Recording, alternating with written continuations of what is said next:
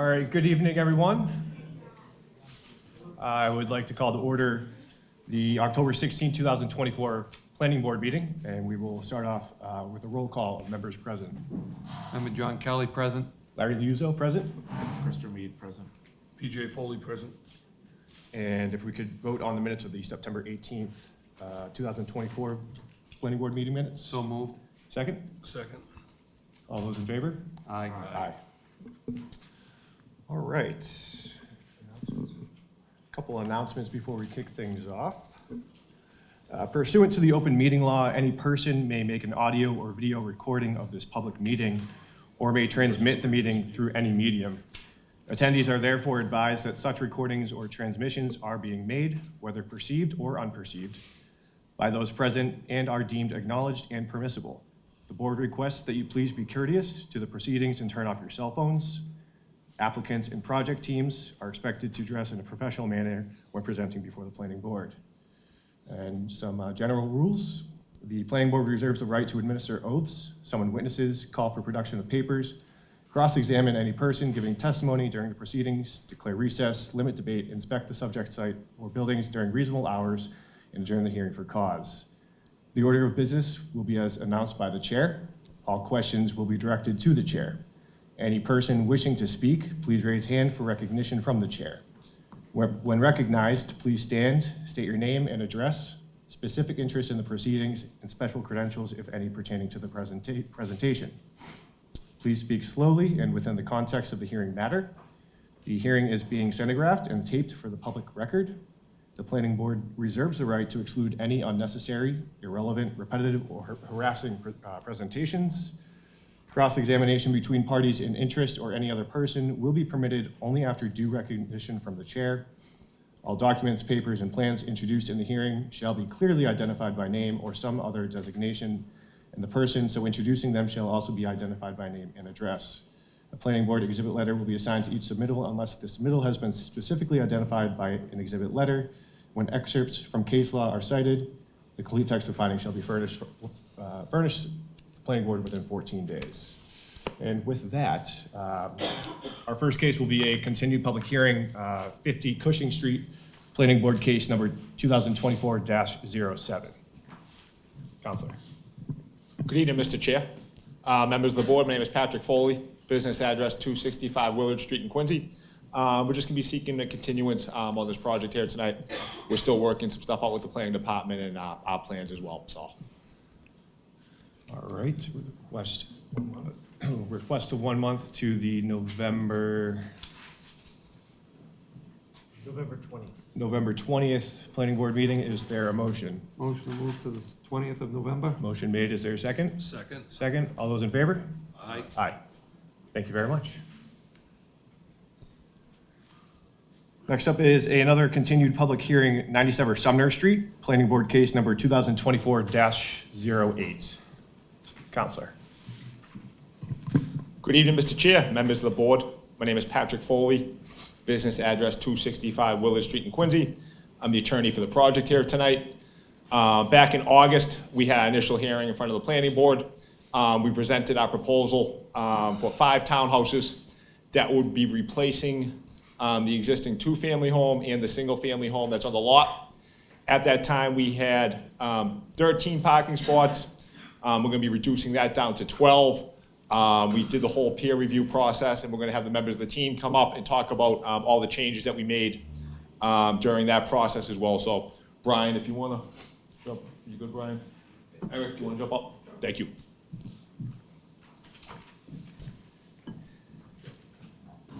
Good evening, members of the board. My name is Eric Bradnese, Engineering Alliance, the civil engineer for the project. So as Patrick mentioned, we had some extensive peer review done by CEC for the civil and architectural plans. Just a general overview of what what I would consider the major changes that were made to the plan. As Patrick mentioned, there was 1 parking space that was removed from the plans. It was shown in front of the rear building on the site. It was a little difficult to navigate a passenger car in and out of that parking space. The peer reviewer had pointed this out. So we removed the space. We are still compliant with zoning with our 12 parking spaces that we provided. There was some additional information requested. We provided a lighting plan, photometric plan, to prove that any lighting, it's all building down lighting, but that we wouldn't have any spillover onto neighboring properties. We provided a context plan which shows the neighborhood and what the new layout of the buildings would be relative to the surrounding buildings and neighborhood. We performed soil testing on the site to verify our stormwater calculations. We had extremely favorable soils on the site. We were actually able to modify our stormwater calculations and reduce the footprint of our stormwater system based on what we found out there. So we're very confident that our roof stormwater system will function properly, and the porous asphalt we have for the driveway will also function properly. There was one minor change to the landscape plan. We removed a honey locust that was shown out by the front driveway. It became an issue with site stopping distance for cars entering and exiting, so we removed that. And then we also provided a drop-off locker at the front of the site for delivery vehicles like Amazon to be able to place any packages coming in so that the vehicles wouldn't have to navigate through the driveway on the property. I think those were the major civil changes. There were, like I said, a few other things like some notes added to plans and updating the site plan review checklist. But I think that sums up the changes that were made. Great, Thank you. thank you.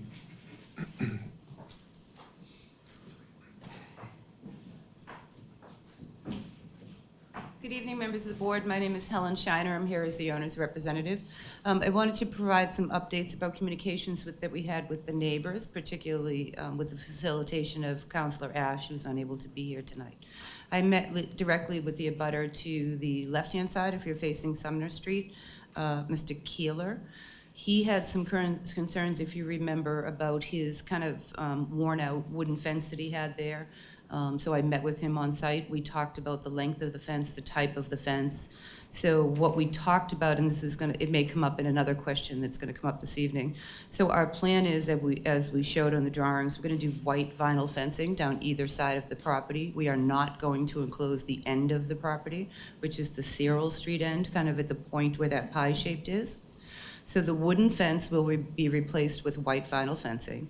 We're not going to bring that all the way out to the curb. We feel that would be detrimental to pedestrians from the vehicles exiting the driveway. So about 8 feet back, between 8 and 10 feet back from the end of the driveway is where the fencing will end. And that's on both sides of the property. There was some questions that came to me through Councilor Ash from Mrs. Ranieri. You may recall she spoke the last meeting about her chain link fence. And we do have some issues with some property lines. So on either side of the property, our survey revealed that there is some encroachment from both neighbors. In my response to Councilor Ash and subsequently Mrs. Ranieri, we said we're willing to work it out. I offered to, if it's the case of moving their chain link fence, which they want to stay, we're happy to move it at our expense. We also discussed the potential for easements being granted to both of those neighbors. What we're trying to do is eliminate potential liability to the owner and then whoever becomes part of the HOA, because it is their property. And I think you may have heard the neighbors say that the kids kind of play at the end of the property. So we're reserving our rights to own the property, but trying to be accommodating to the neighbors. So if you're standing on Sumner Street on the right-hand side, there's an older woman that lives there. Her driveway actually comes into our property. We're not proposing any changes, but we will work out that she'll have, an easement to be able to continue to use it the way it is. And the same thing with the fencing, the chain link fence on the left-hand side of the property. I think we need to go out and look at it with the neighbor. I wasn't approached to visit with her, some of the other neighbors I have met with since the last meeting.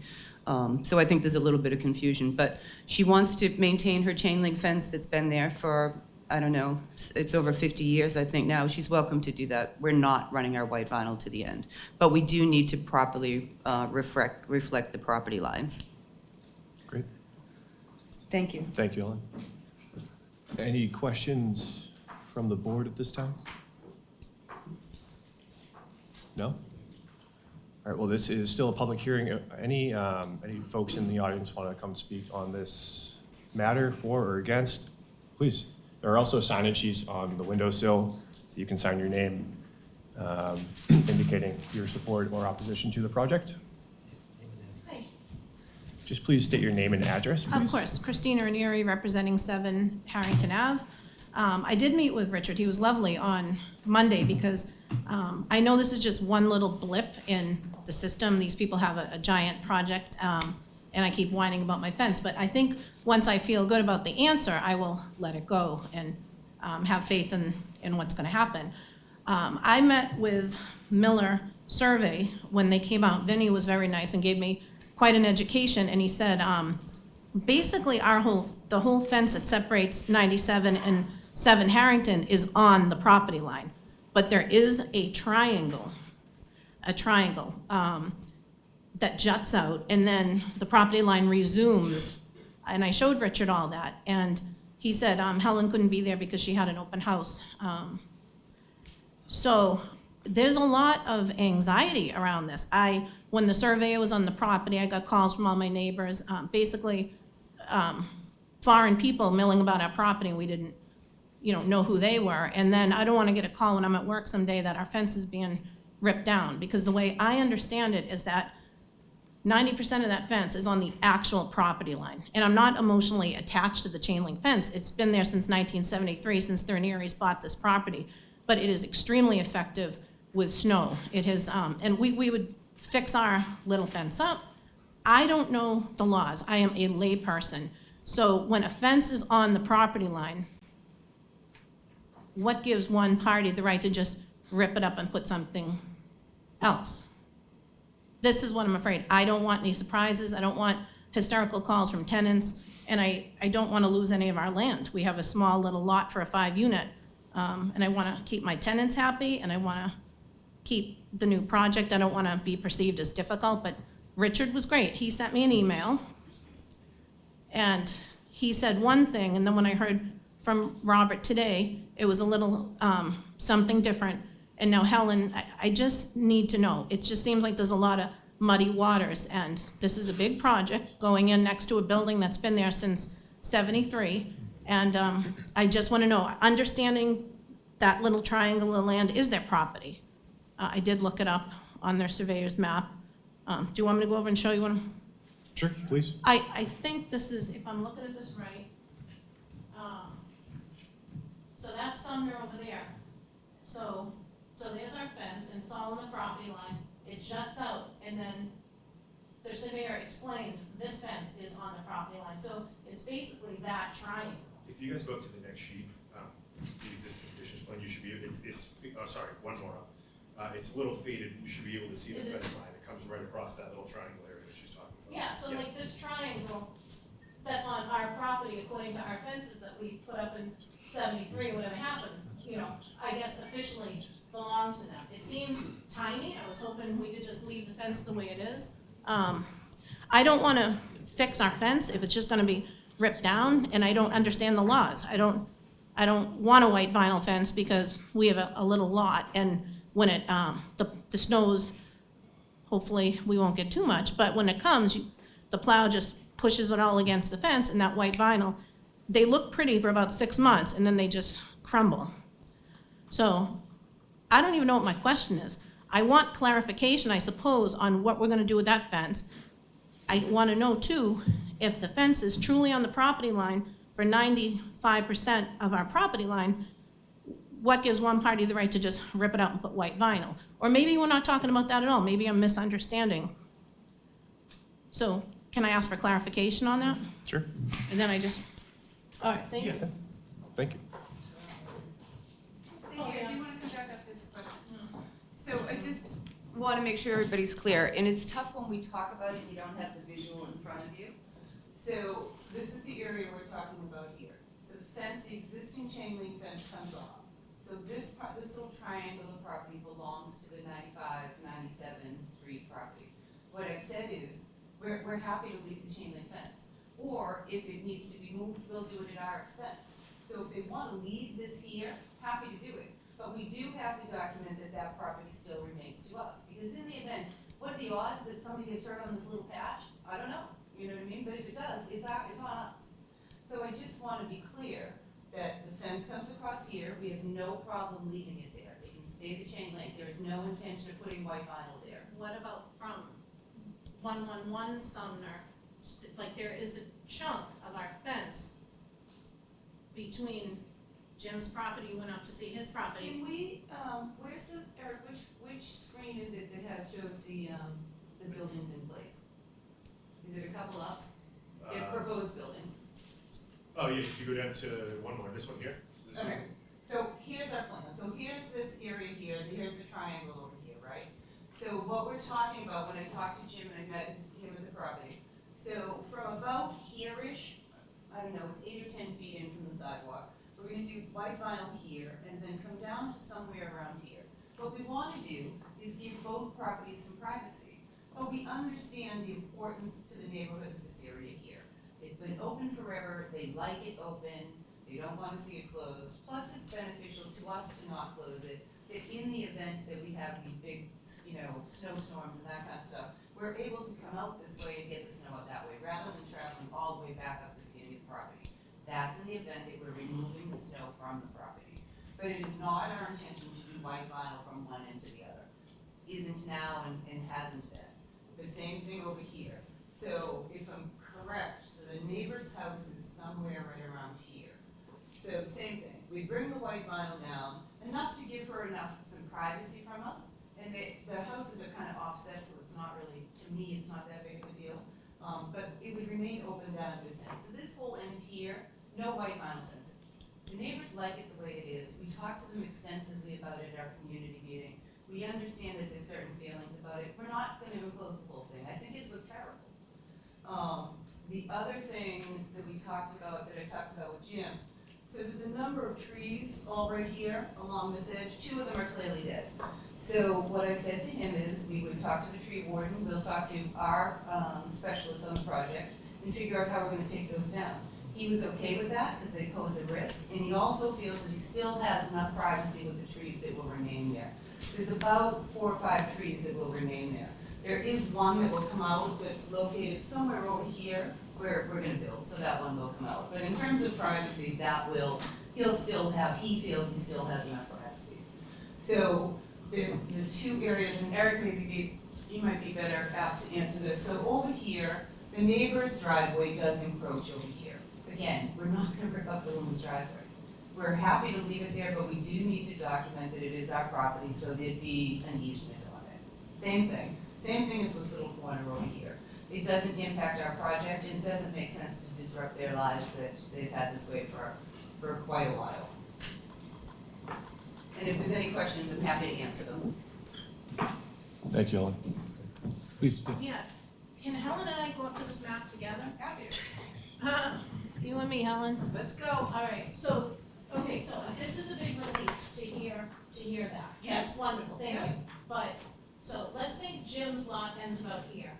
Sorry, am I doing that? No. All right, so then there is about 30 feet from the corner of Jim's lot to this. So I guess I want reassurance that that's not gonna be touched. Your fence is staying your fence. None of it. I'm not touching your Okay, fence. so You you want can't, the we're not property going line. to. Okay, The only thing that we can sit and talk about, I mean, I don't know if you wanna steer into this house. We'd like to give these guys some privacy. Yeah. Right? So we'd like to bring the fence down somewhere around here. is that, so Your fence is gonna stay. We'll come on our side of Okay, the property, so but yours let's- stays. the angle of Jim's fence and our fence, at that point, it's gonna say chain link when it comes to So- Harrington. So Jim's wood is coming out. Yeah, We're starting the white vinyl, we're gonna set it back from about here. okay, It's gonna come straight down this way. Somewhere in here, you and I can figure that out. okay. Whatever you're happy with, whatever the owners are happy with, we'll find some happy medium. But these guys need some privacy. And I understand, I don't wanna impact your driveway or any of that kind of stuff, and we're not gonna play with this, but they do, I mean, they are gonna have some fence in there. Okay, because I just wanna make sure this, we're talking about Jim's lot, I don't know what Jim's lot is, I don't or know. mine. This dotted line might be the end of Jim's. Yeah, that. Right? Yep. That could be the end of Jim's right there. So we are saying, I just need to hear it one more time, that this is gonna remain chain link, but you and I and the owners of the property can discuss how we can beautify that. So your chain link is gonna stay on your property.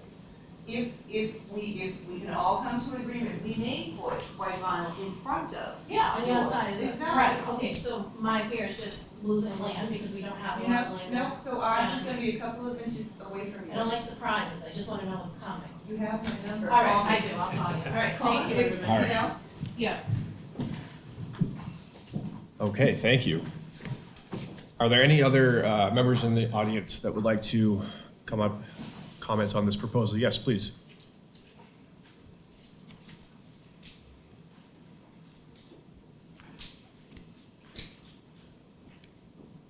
Hello, Hi there. I'm Jim. You've been hearing about me for a few minutes. Jim, if you could just state your name and your address, please. My name is Jim Keeley. I live at 111 Sumner Street, the property next door.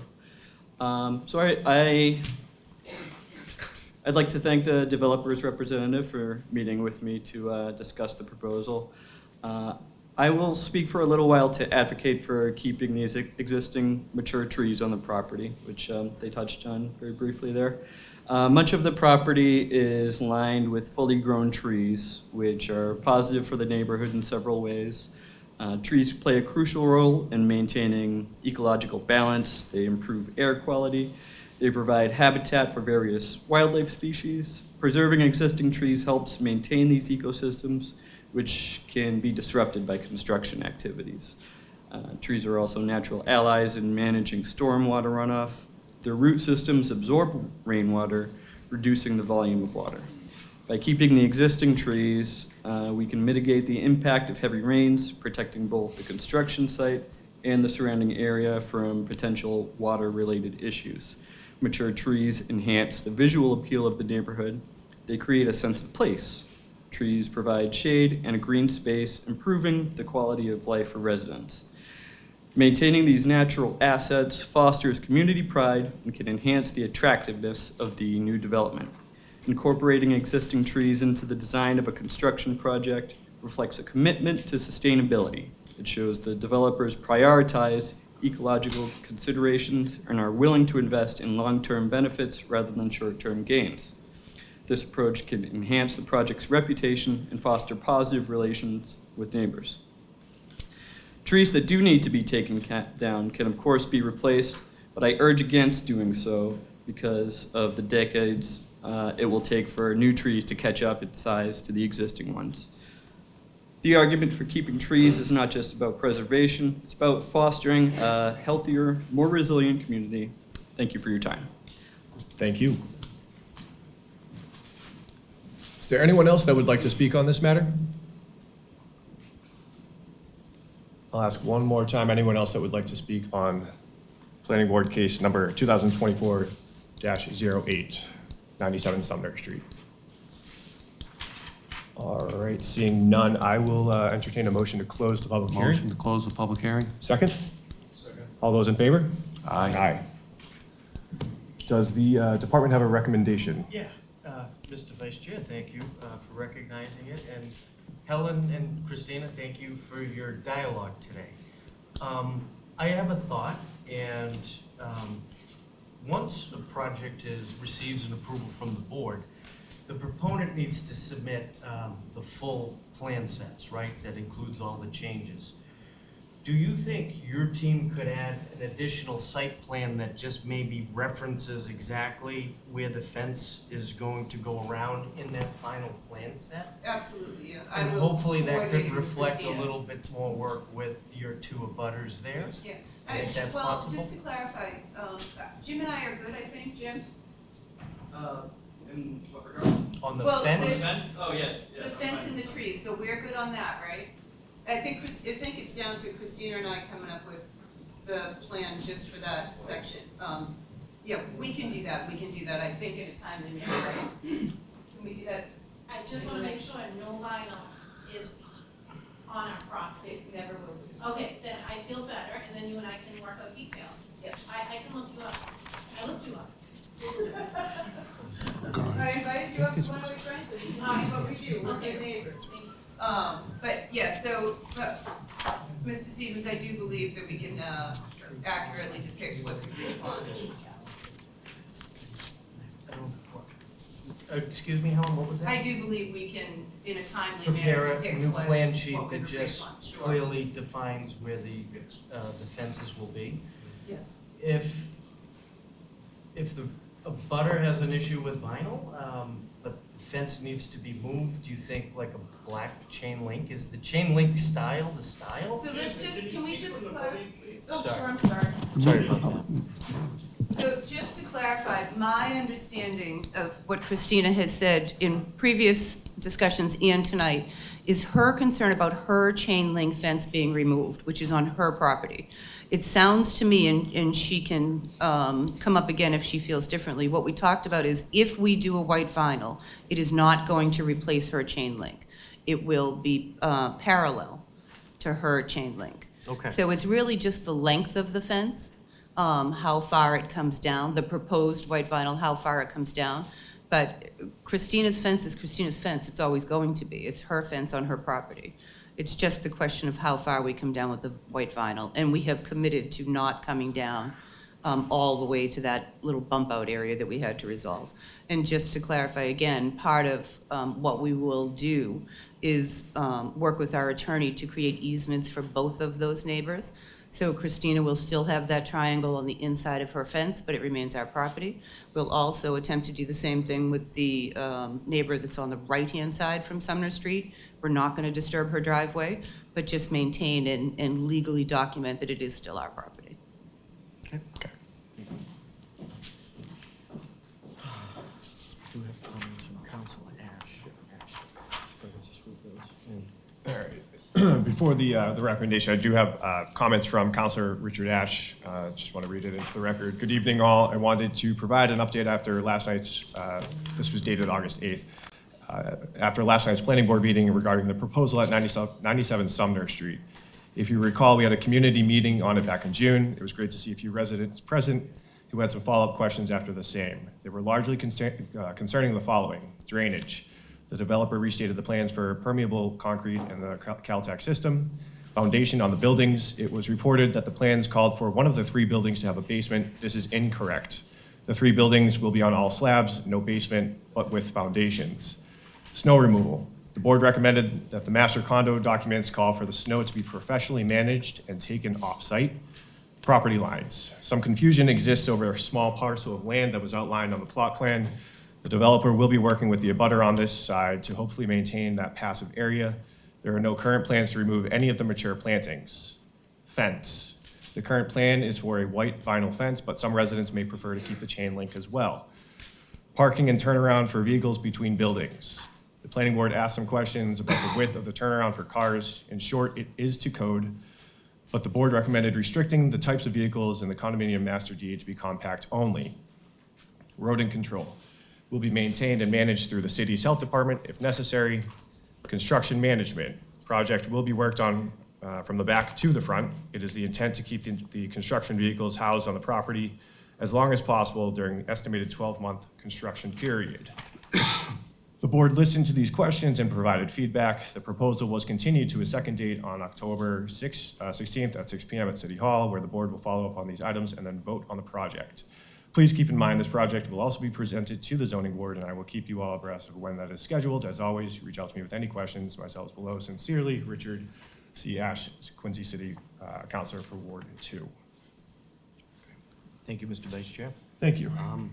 With that out of the way, the department does recommend that the board approve site plan review under Quincy zoning ordinance Title 17, Section 9.5.1, and special permit under Section 5.1.17, parking waivers subject to the below listed special and general conditions.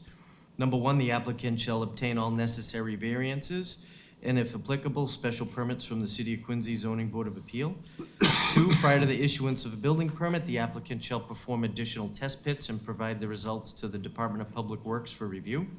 Three, the applicant shall reconstruct the sidewalk for the entire property frontage along Sumner Street with bituminous concrete sidewalk and granite curbing as specified by the Department of Public Works. 4, 1 week prior to any land disturbance activities, the applicant shall conduct an on-site inspection with the City of Quincy or city's designated representative to observe erosion controls installed at the site and review the erosion controls anticipated to be employed during construction. 5, the existing pipe, sewer main, and manholes on Newcomb Street shall be inspected with television pre- and post-development in order to check the condition of the system. The television report and video clips shall be submitted to the city engineer for assessment. 6, prior to the issuance of an occupancy permit, the applicant shall submit an operation and maintenance plan for the project stormwater system, which shall include the following: cleaning and maintenance activities, location of all stormwater BMPs, location of snow storage areas. The maintenance plan shall be recorded at the Norfolk Registry of Deeds. The applicant, number 7, the applicant shall submit an illicit discharge compliance statement prior to the discharge of any stormwater to post-construction BMPs. 8, the applicant shall conduct a pre-demolition asbestos survey for any existing structures to be demolished. If there is any asbestos-containing materials present, they must be removed by a licensed contractor and/or post-abatement inspection. And a post-abatement inspection must be performed by a DLI-certified project monitor. A walkthrough inspection conducted by the Quincy Health Department is required prior to demolition. 9, the applicant shall consult with the Quincy Health Department on noise mitigation measures for project-related noise-generating activities to comply with local and state regulations. 10, the applicant shall submit a written rodent control plan to the Health Department for review and approval prior to any site activity. Said plan must be designed for the duration of the project and include at minimum the following: name and contact information of a licensed pest control operator to be retained by the project proponent for the duration of the project. Scope of the proposed plan for the control of rodents, including number, location, and frequency of monitoring bait stations and the anticipated length of service. And C, a summary of actions to be taken to prevent rodent problems at the construction site.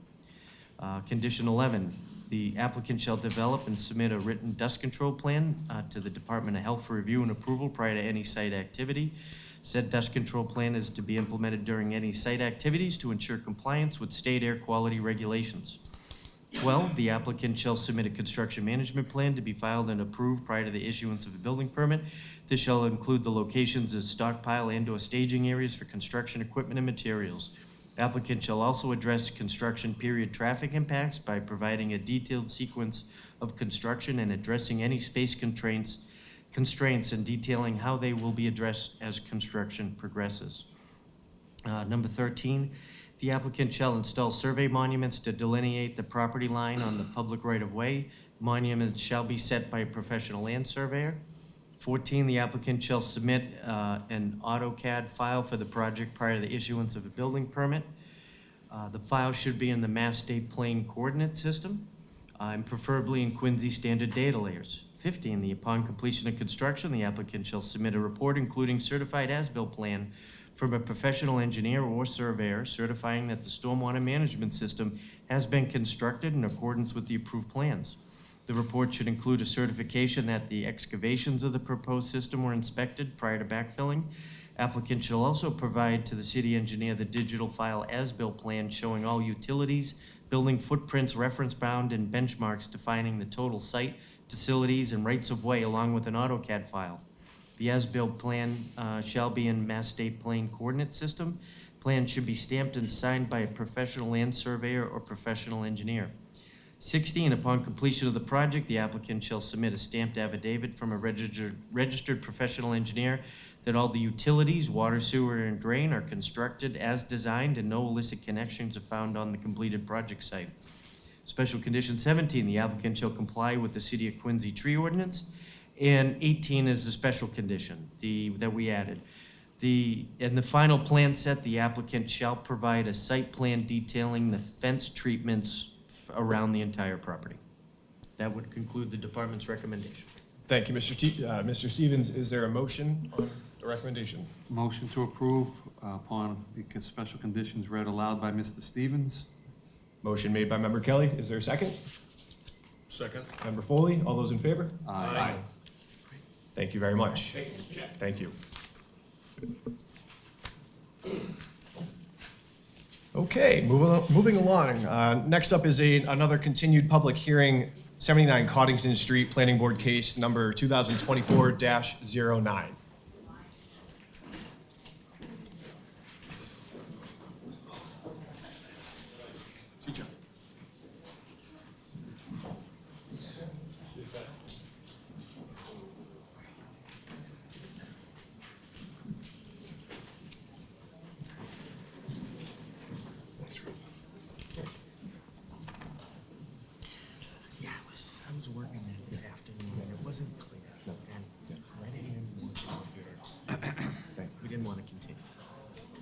Yep. Whenever you're ready. Just Good evening, my name is Brandon Lee from Kelly Engineering. I'm here with Caitlin from the YMCA. Since we last met, the board went out to peer review from environmental partners to view the stormwater management system. We've had a meeting with Elizabeth Enos from Environmental Partners, as well as with the city engineer. We went through all the comments, and we've since provided revised demolition plan and site plan, as well as updated stormwater calcs and a letter addressing all of her comments.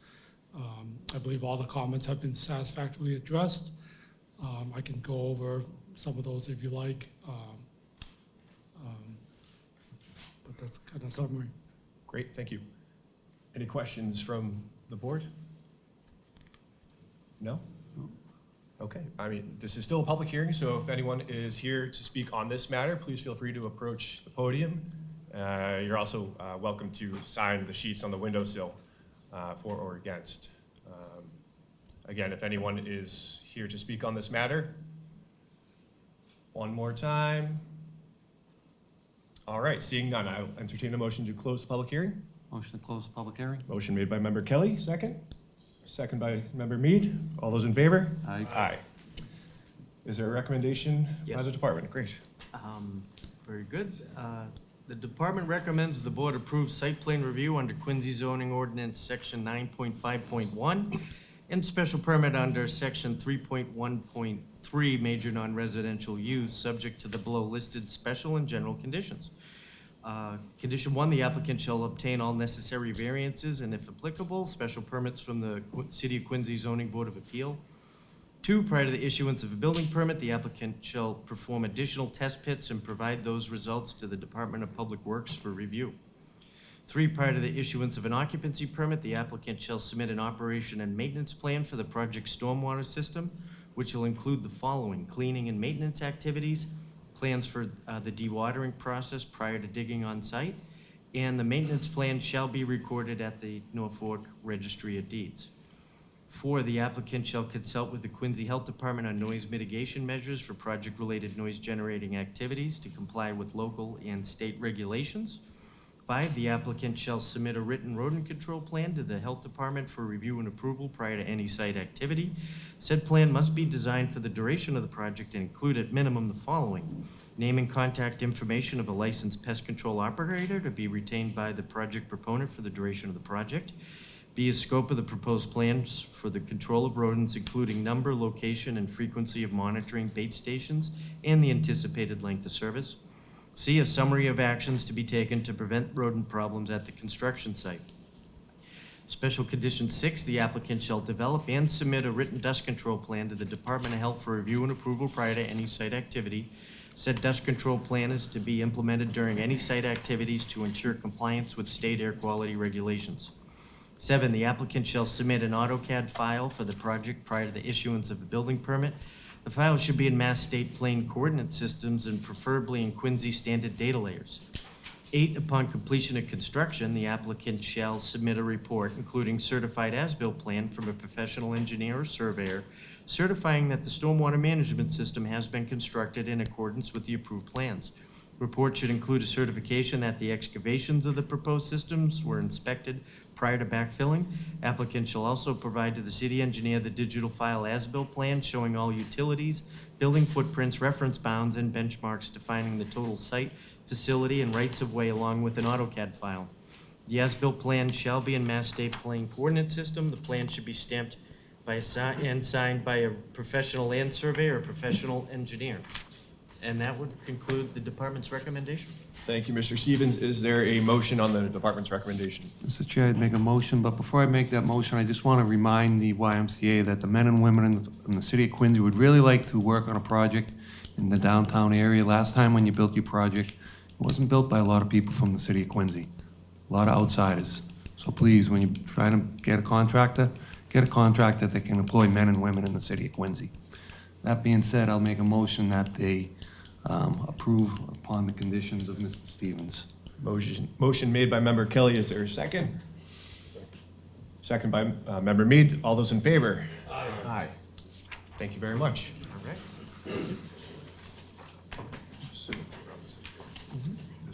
We're doing this zoning, yeah. We're gonna close the public hearing, but then we're gonna ask us to help draft a report for next month. All right, next up is public hearing, Council Order 2024-097, We gotta read them. amending Chapter 375, zoning of creation of a congregate over 55 housing overlay district. This public hearing shall be conducted to review City Council Order 2024-097 that proposes to amend the Quincy zoning ordinance, Title 17, Chapter 375, Section 8.0, Special Districts, by adding a new section titled Section 8.6, Senior Housing Overlay District.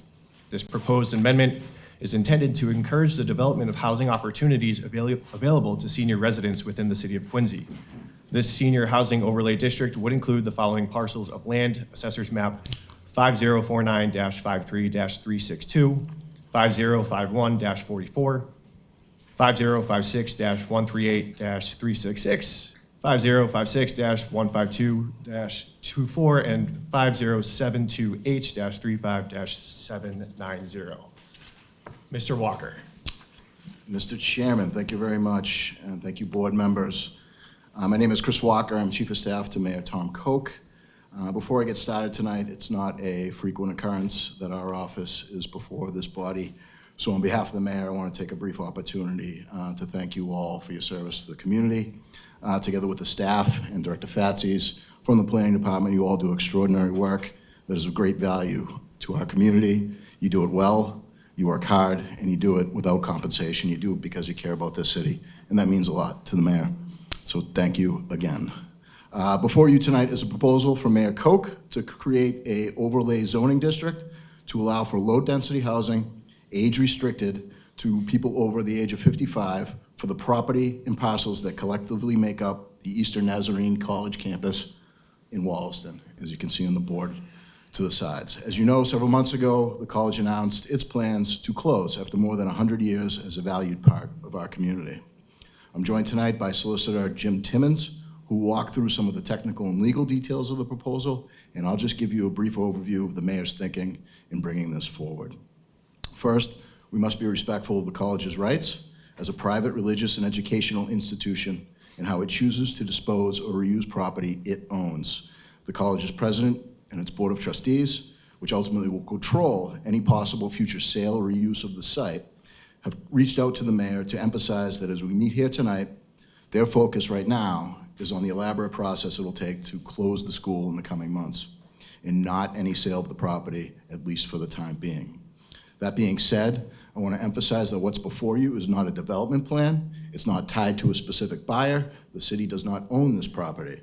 The ordinance does not speak to future use of buildings, playing fields, or any of the existing facilities on this campus. It does not mandate any kind of development at all for the campus. What it does do is set the table for allowed uses for a portion of the property if and when the college decides to sell. It makes two things clear from the mayor's perspective. First, and most importantly, it sends a very clear, unambiguous message, while always being respectful to the college's financial interests, that this is 100% not a location where the mayor or the city will ever support high-density housing. It's simply not the spot for that, for a litany of reasons. It's not the neighborhood for it, and I know Councilman Minton would agree with that sentiment as well. I do believe a statement of that kind coming from the mayor carries a little bit more weight because the mayor, together with this body, no one in this Commonwealth has done more over the course of the last several years to foster growth and build additional housing across the city.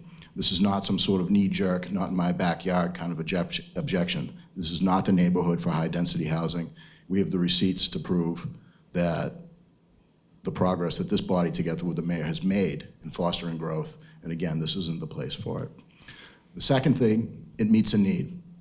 Should a private investor show interest in the property, it creates a framework for the market to come up with creative solutions to serve our ever-growing population of residents over the age of 55. folks who are perhaps ready to downsize, but want to stay in Quincy and be close to their families, folks who are perhaps getting ready to capitalize on the value of their larger homes where they raise their families, folks who have long lived in one of Quincy's long-standing, tightly knit neighborhoods and want to maintain that sense of community. Again, I want to reiterate that this is just a framework, it's not a development plan. But I also want to assure the neighborhood that the mayor, as he stated in a letter to the neighborhood several months ago, and Council Mitten together are deeply vested in what happens to this property and will keep them informed every step of the way, and to the college that we're looking forward to working with them together to meet their needs. With that, I'll hand it over to Solicitor Timmons for the nuts and bolts. Thank you, Mr. Walker. Solicitor Timmons, good evening. Good evening, Mr. Chair and members of the Planning Board.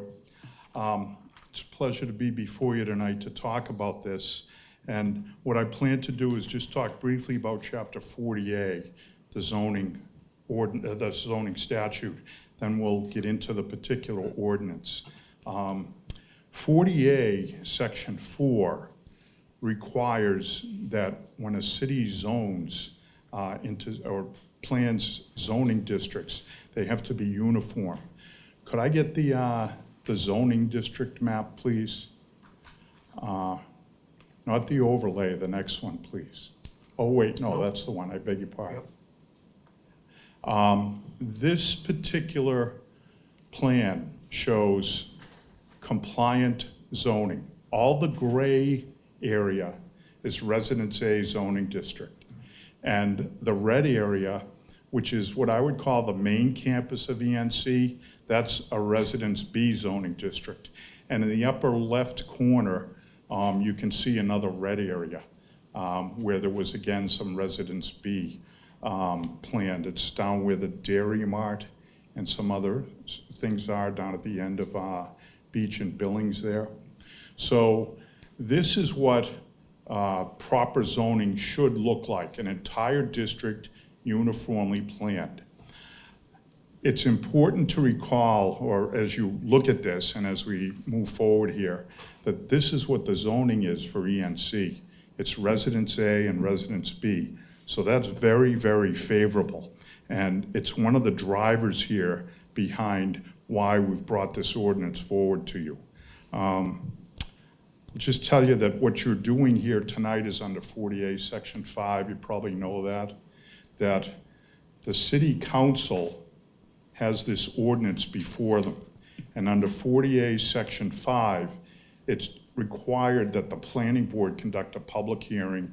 You hear from members of the public, and you look at the ordinance as well and provide an advisory memo to the City Council.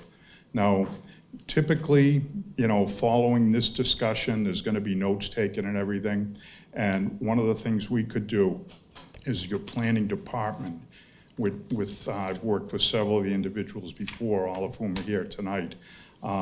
We can work on an advisory memo based on the flow of what goes on tonight. And then we'll have you look at it at the next meeting, and that can be presented to the council. But that's what your role is. It's just to conduct a hearing, accept input, and then you are to consider this. You don't have to take any vote necessarily tonight. You just have to work toward an advisory memo. And then the final thing I'll just cite is 40A Section 9, because that specifically provides for a special permit process for the type of thing we're doing here tonight. The particular language used in 40A Section 9 is special permits for shared elderly housing.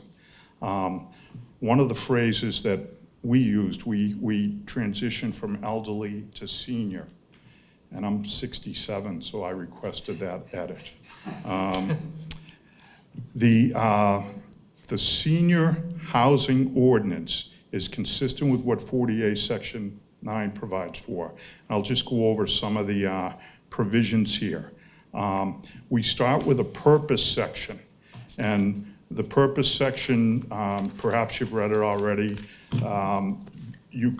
I think that that's more appropriate for the councilors to address. We're technically looking for your input a little further into the ordinance. But if you thought there was something that should be added to the purpose section, or we hear from someone in the public who'd like to provide some insight on that point, that's fine. The next section, the senior housing development, this is important to discuss because our ordinance already provides for congregate elderly housing. So we already have a provision in our ordinance for this type of housing development. So why did we do this? Well, the congregate elderly housing provision is in the PUD section of our ordinance. So it requires a planned unit development district. And I know you folks are familiar with that.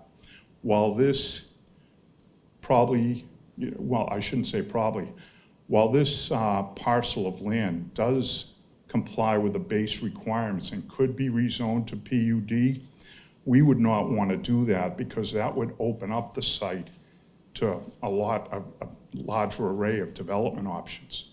Okay, so we're not going to go PUD for that reason. That's one. But number two, PUD, the city council is the permit granting authority for most of those. And when that happens, the neighborhood loses its voice at the public hearings. Councilor Minton would be conflicted when the city council's the permit granting authority, wouldn't be able to speak. So when we initially addressed this, we came up with the option of following 40A Section 9 and creating a new overlay district. There's favorable existing Residence A and Residence B zoning, and the overlay district, could you go back to that, Joe, just to show where the overlay district is? The overlay district just sits on top of, it's the entire orange or peach colored district, and it's essentially the ENC campus. And what that means is any development within those bounds would have to follow what we're talking about in the ordinance. And what are we talking about in the ordinance? Well, it's pretty basic. This is another interesting dynamic. The congregate elderly housing provision in our zoning ordinance assumes essentially that you're taking a parcel and either demolishing the existing premises and starting anew, or you've got some undeveloped land. This is essentially a redevelopment of the existing college campus.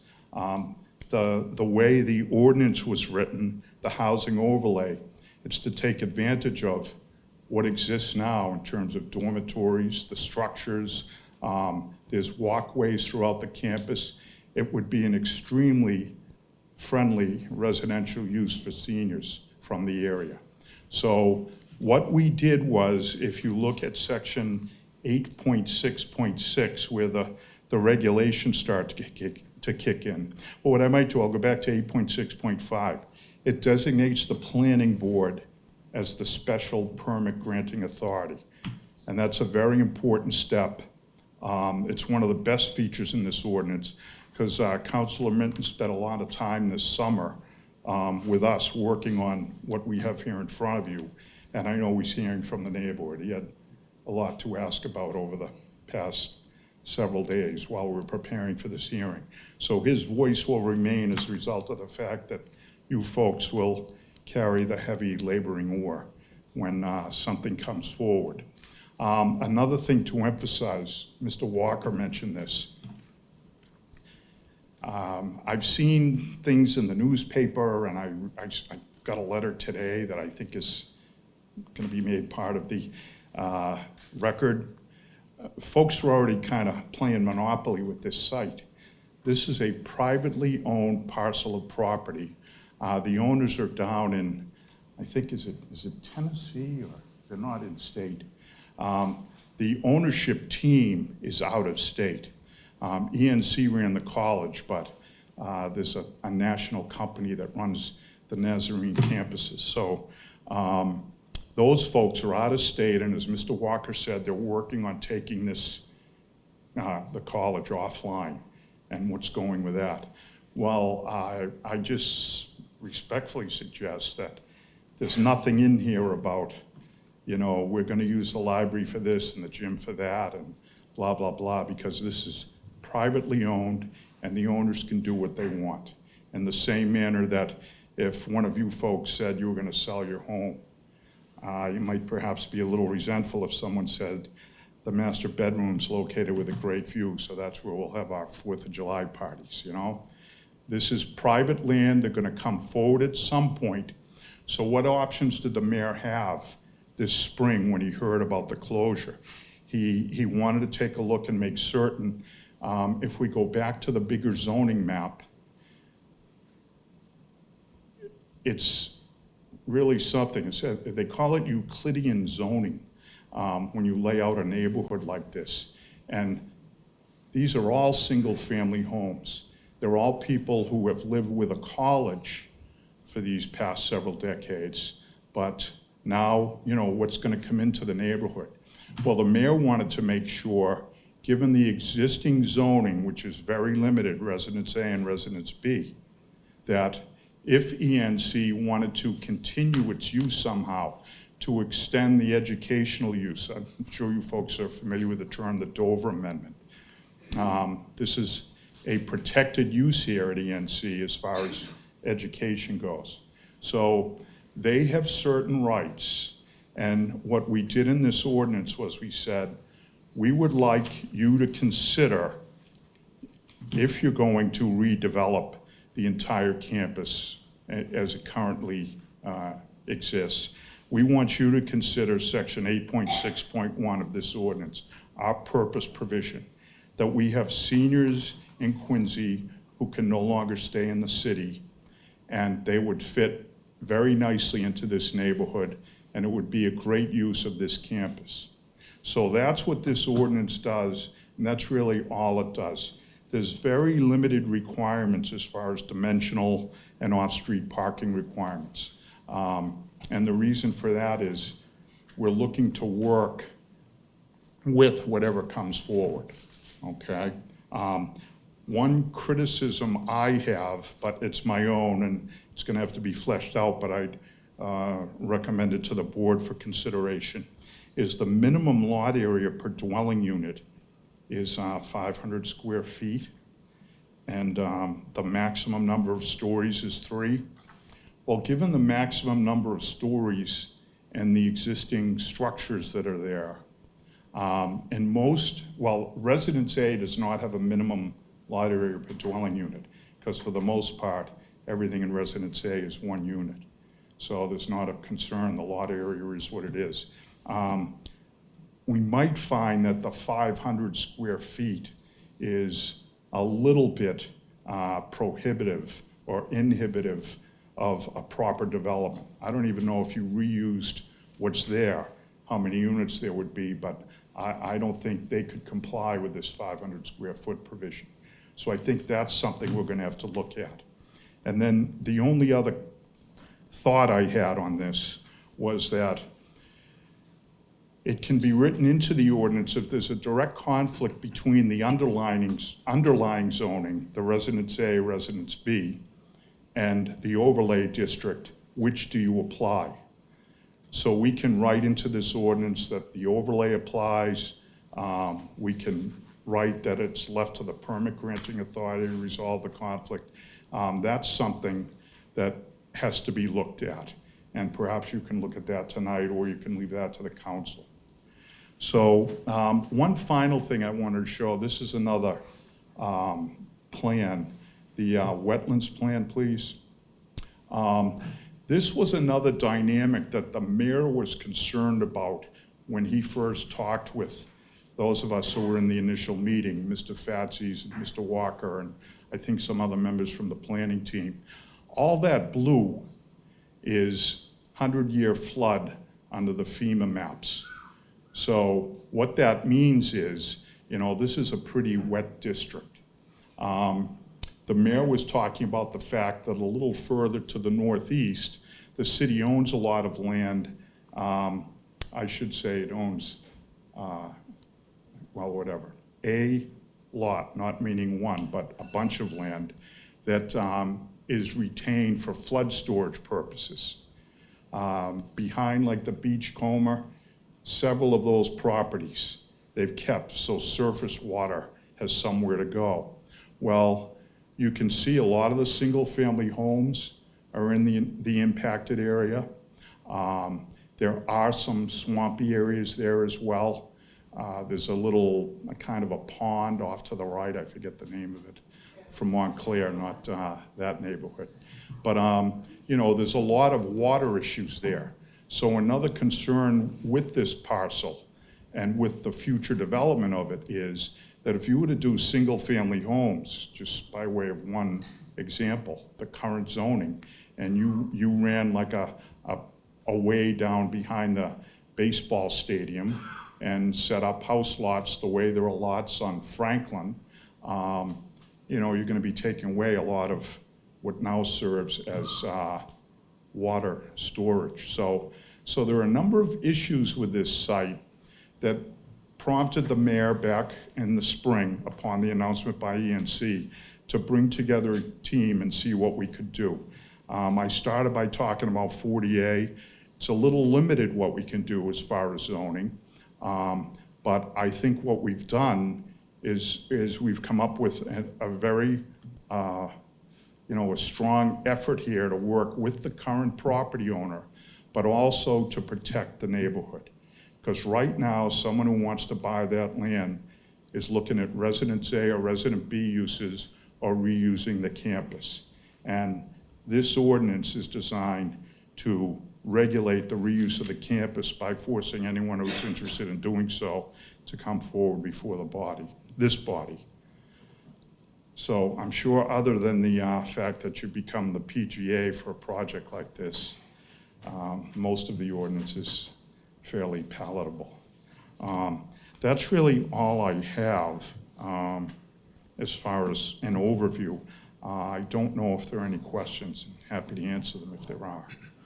Thank you, Solicitor Timmons. Any questions? I just have one question. I mean, when you were talking about the 500 square foot, are you talking 500 square foot per unit if someone builds in, like for a building, for a living space, or like an apartment? No, it's not, I'm sorry. It's, the minimum lot area per dwelling unit is 500 square feet. So if you have 10 units, Yeah. there has to be 5,000 square feet of lot area. Right. Now, this is a pretty big site, but those numbers aren't gonna work, and I'm sure that's not what the numbers are here. I was just. No, understood. Point of clarification. I totally understand, because there's lot area, and there's FAR, there's all kinds of things that lawyers have used to confuse people, so you have to get a lawyer. All right, but that's why I think, you know, it does protect against overdevelopment, but I think between the permit granting authority and then discussion about how many units and how big the land is, so we actually know the numbers, that's how to determine the number that goes in there. Thank you. Any other questions, comments at this time? No? All right, Thank you. Thank you, Mr. Chair. Okay. Is that a public hearing? Yep. All right, so this is a public hearing. If anyone would like to speak on this matter, please come up to the podium. You can also, there are signage or sheets on the windowsill indicating your support or opposition too. But please just state your name and your address. Hello, I am Maya Campbell. I live in 133 Willow Street. I would like to point out that while this is zoned as single family, a lot of the dwelling is in fact multi-unit, and including the one I live in.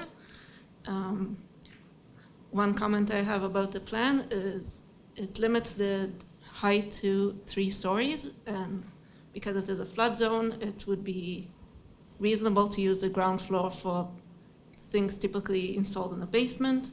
So that is very restrictive.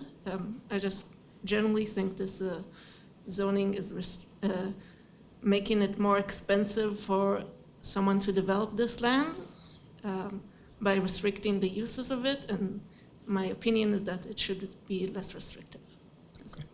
Thank you very much.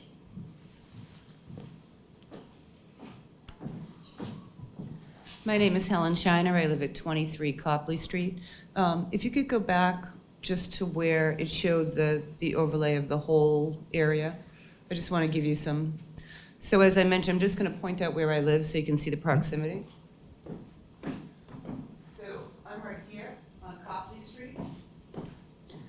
So I've lived in this neighborhood for nearly 30 years. Eastern Nazarene has been a good neighbor for a long time, for the entire time that I've lived there. Considering the number of activities and things that go on there, you very rarely know they're there. There's some football games and, the opening of school, then you see a little bit more of a crowd, but never any real problems. So the thought of something other than senior housing coming into this neighborhood really frightens me. So I think the over 55 development here is absolutely the best thing that could happen to our neighborhood. If this were to be broken down into single-family lots, it would make a mess of the entire neighborhood. If it were larger developments, I feel it would be the same thing. I truly mean this, and I know I'm in front of this board quite a bit for development pieces. I can't see a better use for this spot. And I especially like, I think Mr. Timmons had mentioned, kind of utilizing some of the existing structures that are there. If any of you know, if you're coming down that East Elm, it's the most beautiful part of the campus. It's often the site where the kids go to get their pictures taken for graduation and proms and all those kind of things. So whoever ends up, or if somebody ends up developing it, if we can take into consideration somewhat the look and feel of the neighborhood, I think they'd get a lot more support. But again, I can't speak more favorably about this project. I can't imagine anything else that would fit in here better. Thank you. Helen.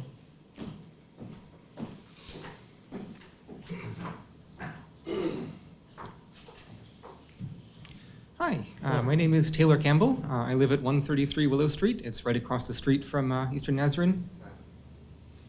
Right down here.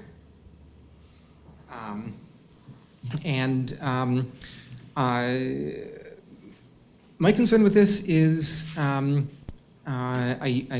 have a housing crisis in the Boston area, and we're building nowhere near as much housing as we need to. As a result, prices for everyone are going way up. They're through the roof.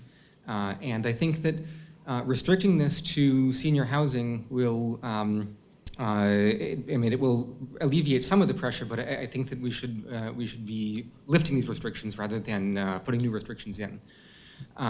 There's a lot of talk in this proposal about walkable development, but there's also a requirement that there be one off-street parking space for every residential unit. And I think that these are two incompatible goals. If you want to make a walkable development, you need to encourage people who are going to walk. I came here by bicycle. I don't have a car, but a lot of people around me do have cars. The nearest grocery store, for instance, is a mile away. I can walk there, but it's a slog. I think it'd be great if this were a mixed-use development where there could be a grocery store that sells produce. Right now, if I understand correctly, the zoning is multi-family, two-family residential B, and I think even that is a little too restrictive. I would like to see the restrictions loosened even more. Now, of course, there are environmental impacts to building development here, and I can appreciate maintaining environmental restrictions so that the land doesn't just become inundated and useless if there's a flood. But the restrictions should be based on actual real environmental concerns, not just restricting who's allowed to live there. I appreciate the campus is very beautiful, and it would be great to see many of the buildings reused, but I'm not sure if the planning board or the city council has say over that. I would just like to encourage higher density, not lower density. There already are a number of apartment buildings in here with 3-4 stories in the neighborhood. I don't think it would be onerous to add more of them.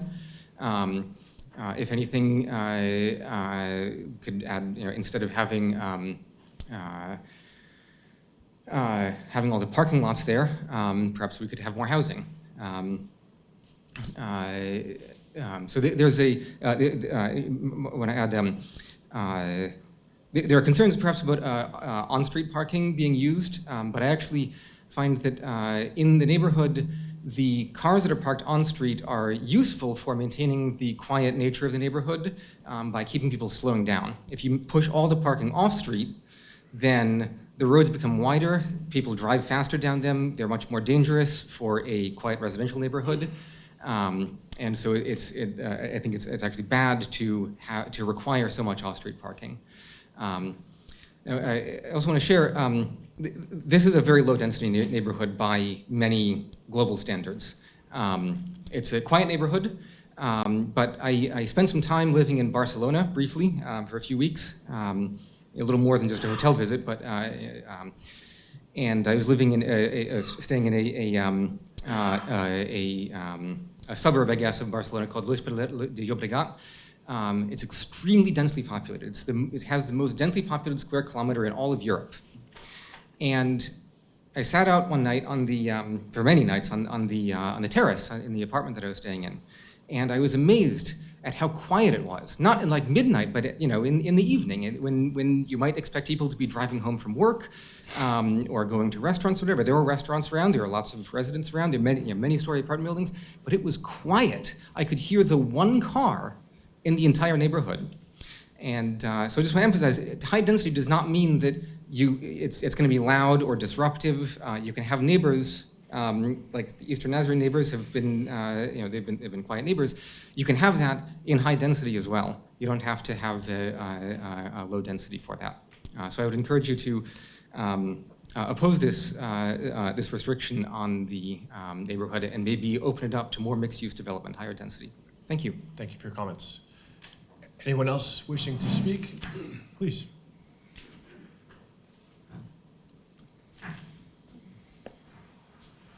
Good evening. Thank you. I'm Martha Sheridan. I live at 46 Bayberry.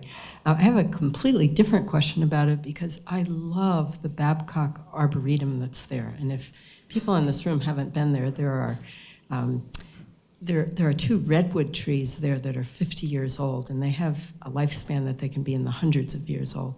The rest of them are gorgeous. They're labeled. It's that main center area.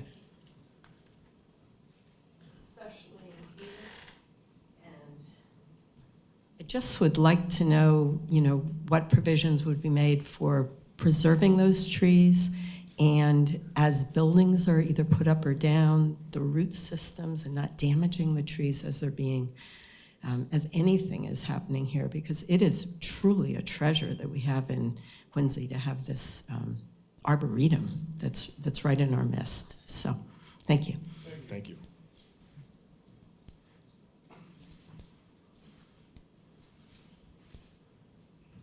Good evening. My name is Lori Thomas. I live at 9 Sewell Street, Quincy. I've lived there for 30 years next to the NAS.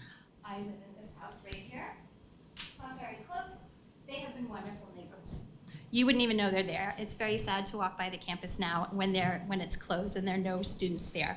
But I oppose the whole idea of making an overlay district for the following reasons.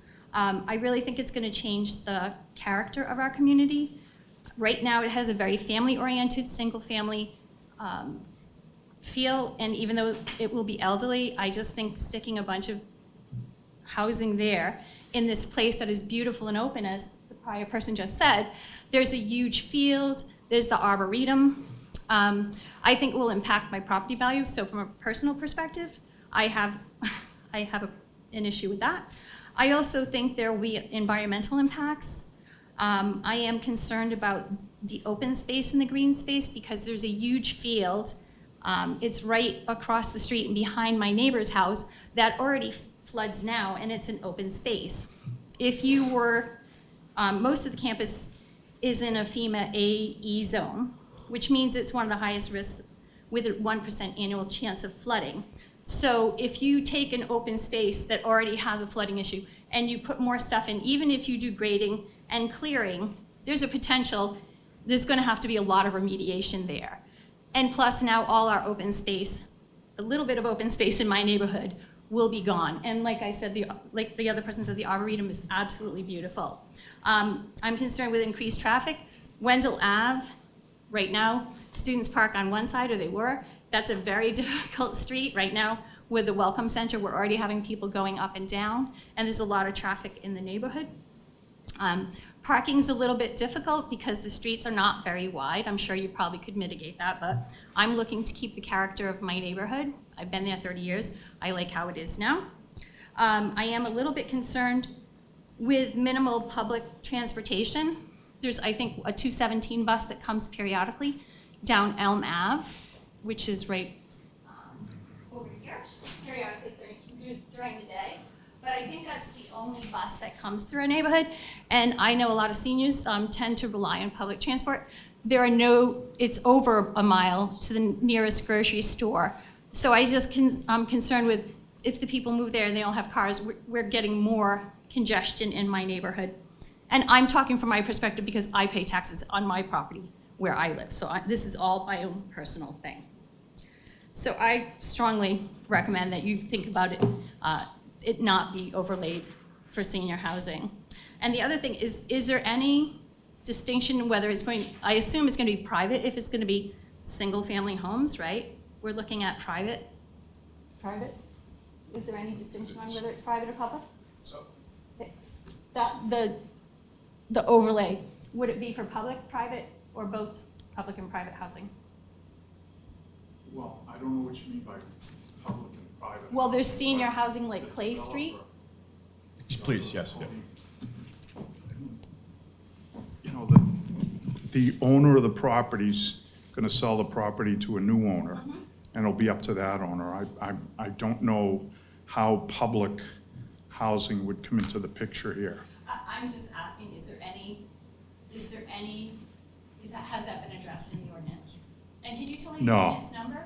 No, it's not. Can you tell me the ordinance number? Sure. 2024? It's Council Order 2024097. Thank you. Great, thanks. All Thank you. set? Thank you, Solicitor Timmons.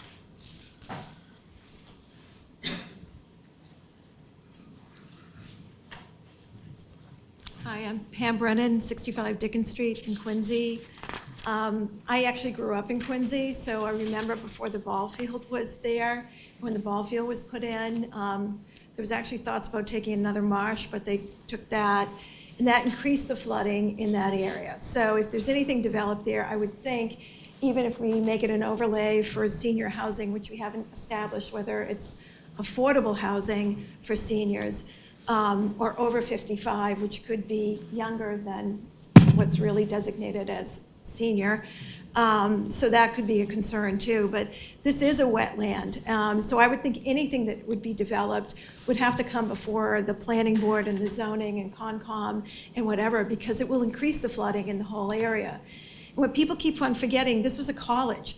So the students were there during the student year, and then they left in the summer, and there were restrictions on bringing cars to the school for the students, so there wasn't a lot of traffic with the students. Like most colleges, they couldn't have them in their freshman year and things like that, so they didn't have as lot, and the lot was built for that. So they had buses that would commute the students to the train and different areas and things like that. So if you put a development in there, you're going to have more cars. People over 55 still drive.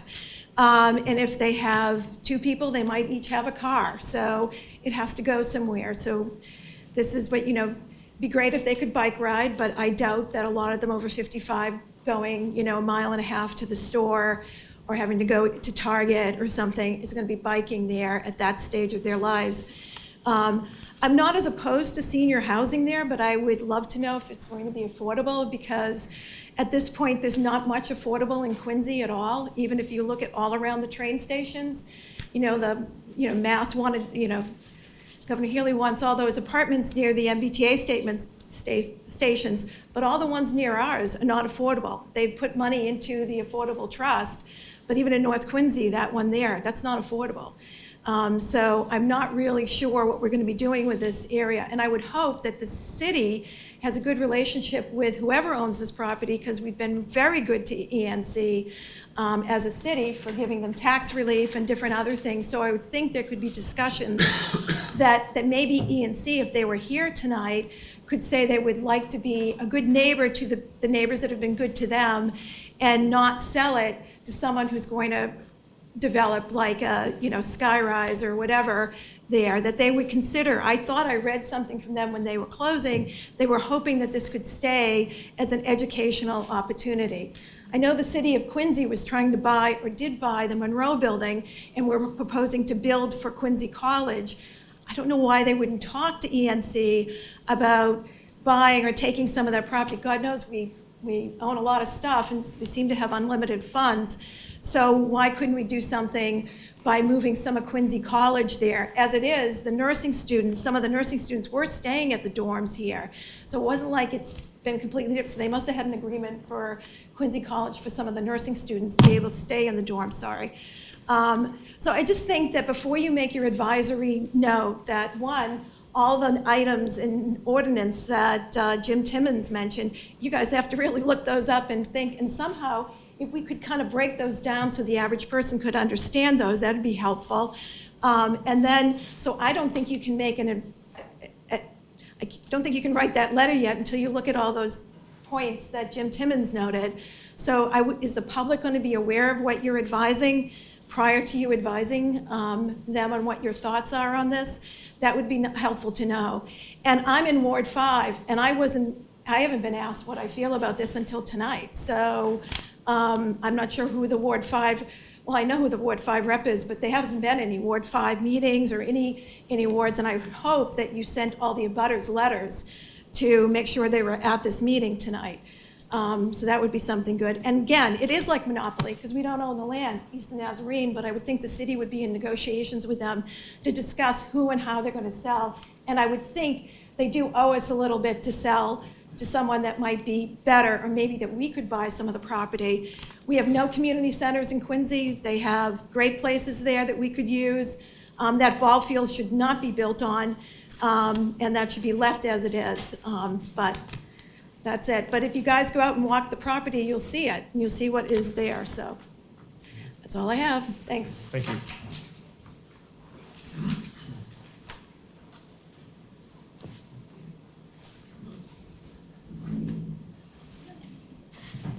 Good evening. Maria Mulligan, 21 Winthrop Avenue. Thank you for having me here today. I'm going to have, my comments are probably really different from everybody else's, but I'm going to say them anyway. I realize that we don't own the land, and it's all going to be up to the ENC what they do with it.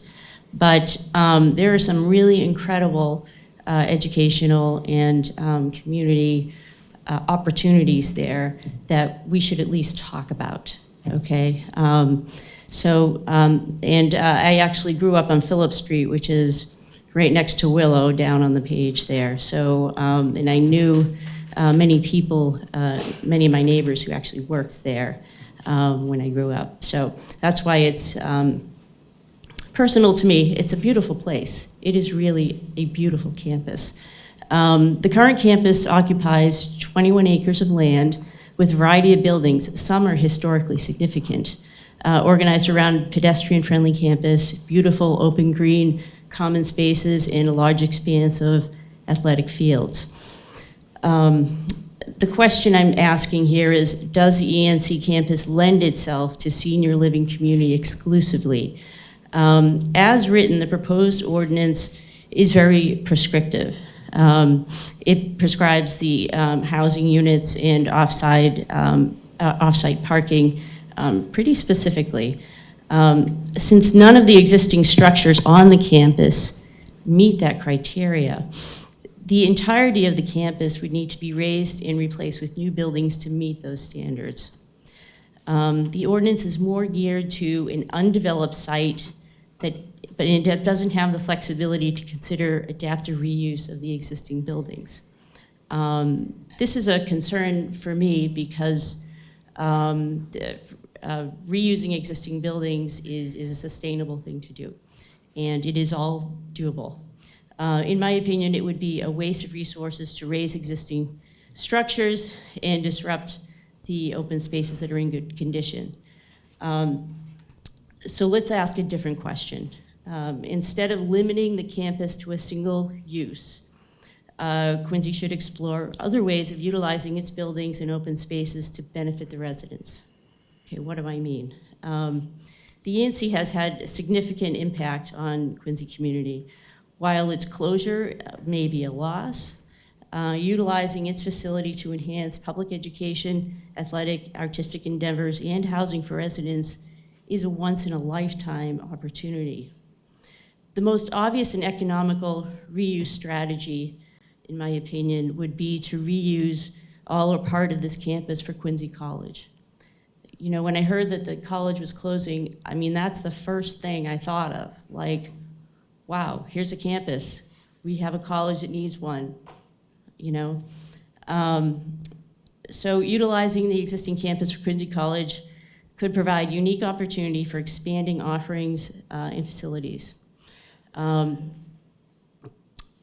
campus with common spaces and a student center, which is something they really don't have right now, like the ENC, would bring much needed identity and a permanent home from which to evolve into the future.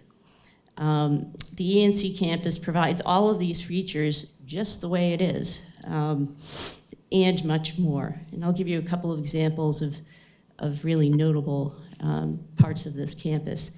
The Babcock Arboretum that was just mentioned is the campus green that's right in front of the church, is a one-of-a-kind asset at the heart of the campus. This open green space provides vast and beautiful outdoor common grass lawn covered with treasured heritage trees. It should be protected from development into perpetuity. And I'm making an assumption here that they would sell the property to us. You know, it's a thought experiment, but anyway. The Lehue Physical Education Facility in Bradley Field could be used for Quincy College sports programs, especially their new advanced baseball team, my favorite sport. When I was a kid, I used to play baseball, you know, with neighbors on that field. The field's proximity to the athletic facility makes it convenient access to locker rooms, indoor training.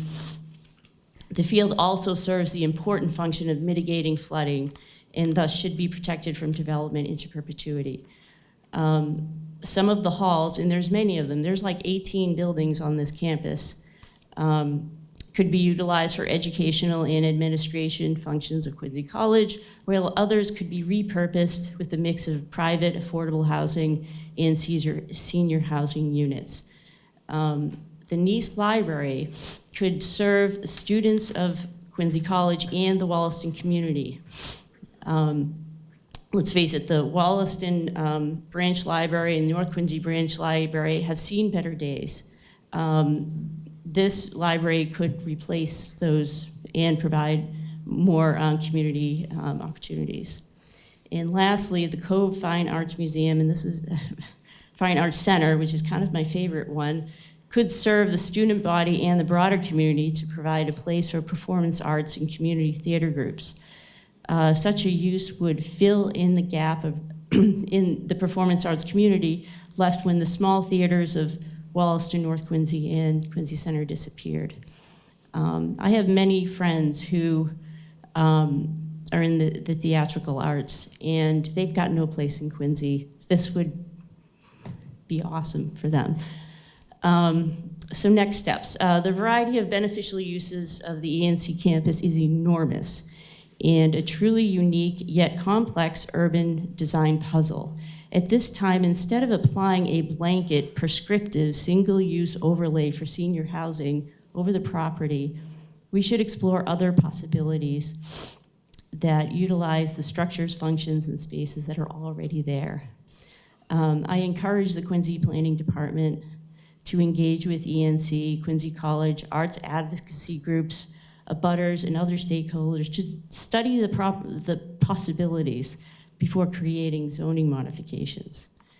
To start, consider walking the site together to kick off a collaborative process of discovery. Thank you so much. Thank you. Yep. I will note that a copy of Maria's remarks were provided to the planning board as well, so.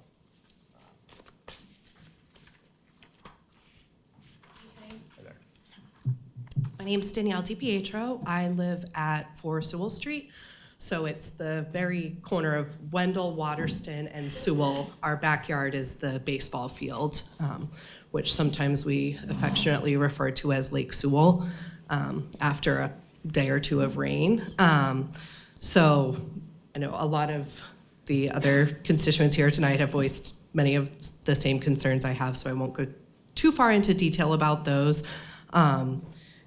In full disclosure, I am a renter. I've lived in this home for 7 or 8 years. However, it's a unique situation as it's a home my family has owned and lived in for over 40 years, at least 40, if not 50 years. So I've grown up going to events at our family home here, and it's very special to live here now and continue to be a part of this community and have my own family events here. It's a little scary to think about this changing. As others have previously mentioned, it's a very comfortable neighborhood.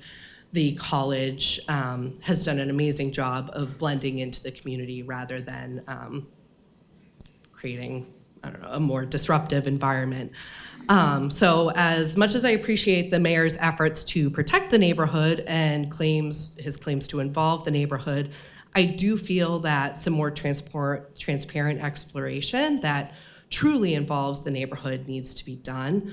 At the time of the opening of the Welcome Center, we did receive a letter from the mayor's office and our ward councilor expressing concern for the future of the site.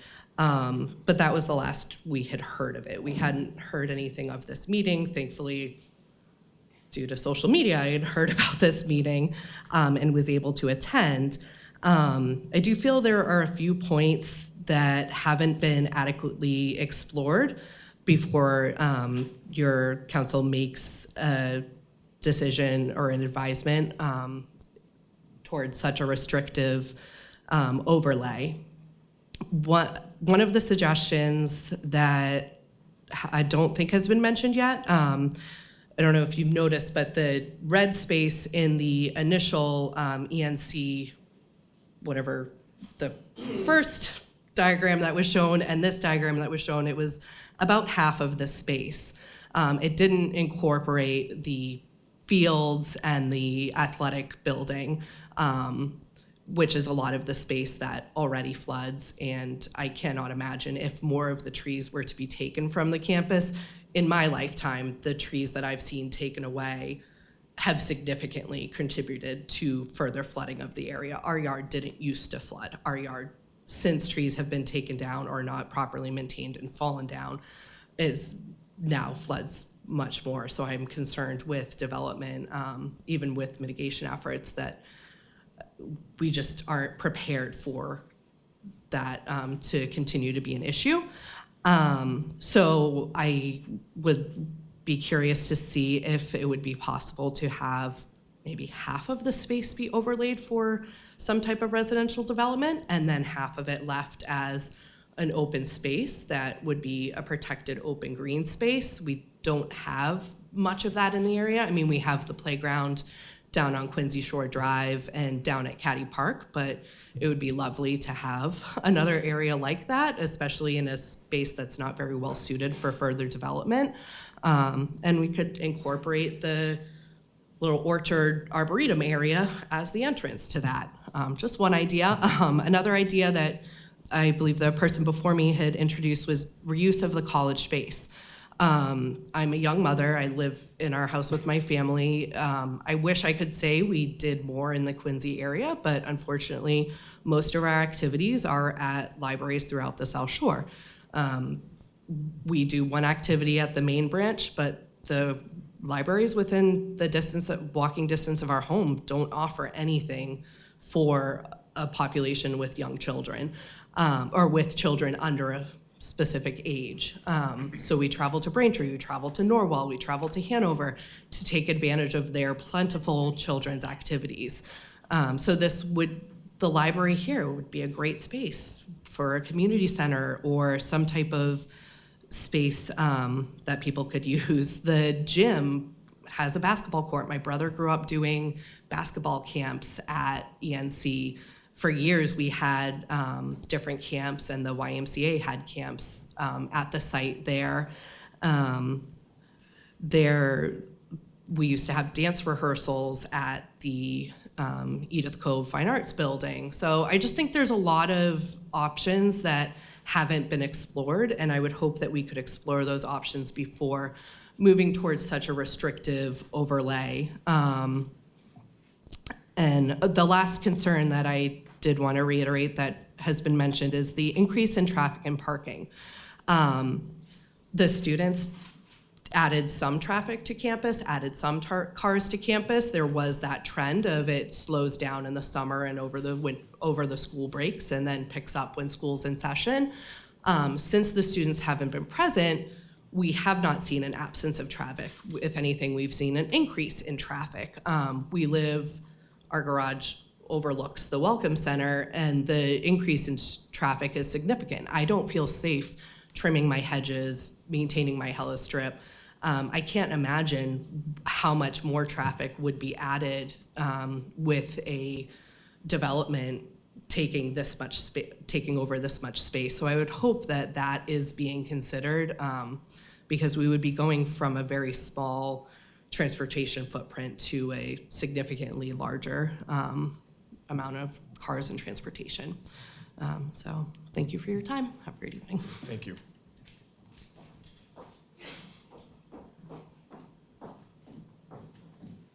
Hi, good evening. Debbie Riley. I live at 9 Landgrain Street. I am not an abutter, but I absolutely love this campus for so many reasons, and I think it's just really a sad day that Eastern Nazarene College is no longer going to be able to operate here. I like the idea of over 55 housing. It's something I talk about to anybody who will listen, but I would ask this body to just continue this matter tonight. There's no reason to make a decision tonight. You've heard some compelling arguments for and against, and many, many matters that come before you to get continued. So I hope that you won't feel pressure to make a decision here tonight and continue this matter. Thank you. Thank you.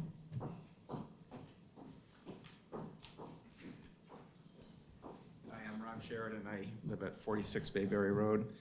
I'll be brief. I grew up in Quincy, grew up in Wollaston, went K through 12 through Quincy Public Schools. When I was a kid, my mom went to ENC, and when I went into the service and was gone for a long time and came back to Quincy when I was done, and got some more schooling at ENC, did a little teaching at ENC, and I just would like to see you take your time with this one. It's kind of a one shot at this decision, and it's worth some time. I think that ENC as a resource to the greater Quincy community would be, it could be great. ENC being repurposed to make Quincy College or help Quincy College become the great regional institution it could be would be a really wonderful way to use this place.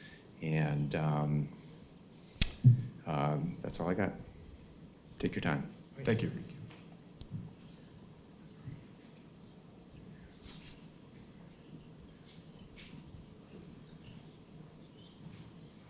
Hi, I'm Carol Themmen. I live at 70 Dickens Street. I am an abutter. I really feel like we're going to lose a jewel of the city of Quincy, not just the area. And I think the residents should be given more time to really understand what this change in zoning means before there's a decision on it. I mean, some people have spoken against the idea that it would go to an over 55 community, and others have spoken for it. I'd like to have more time myself to understand it enough to be able to know what is the right move here. I think we've lost a lot of history in the city of Quincy, and this is really a beautiful area. Everyone has mentioned that it's an arboretum. There's over 50 different species of trees on this property. I don't know if it's a possibility to take what is the ball field for, like if the CPA money could go towards that, to kind of preserve that as open space, because it is a significant flood zone. They haven't mentioned the Pem Marsh, the Princess Eve Marsh, which is also part of this property. It's not part of the zoning overlay.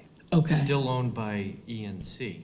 Right. Yes. So that's why it's not mentioned here. Right. Okay. So I guess I'm asking for more time to be able to really look at all our options before we make any decisions that could be maybe not the best decisions. I thank you for your time. Thanks, Carol.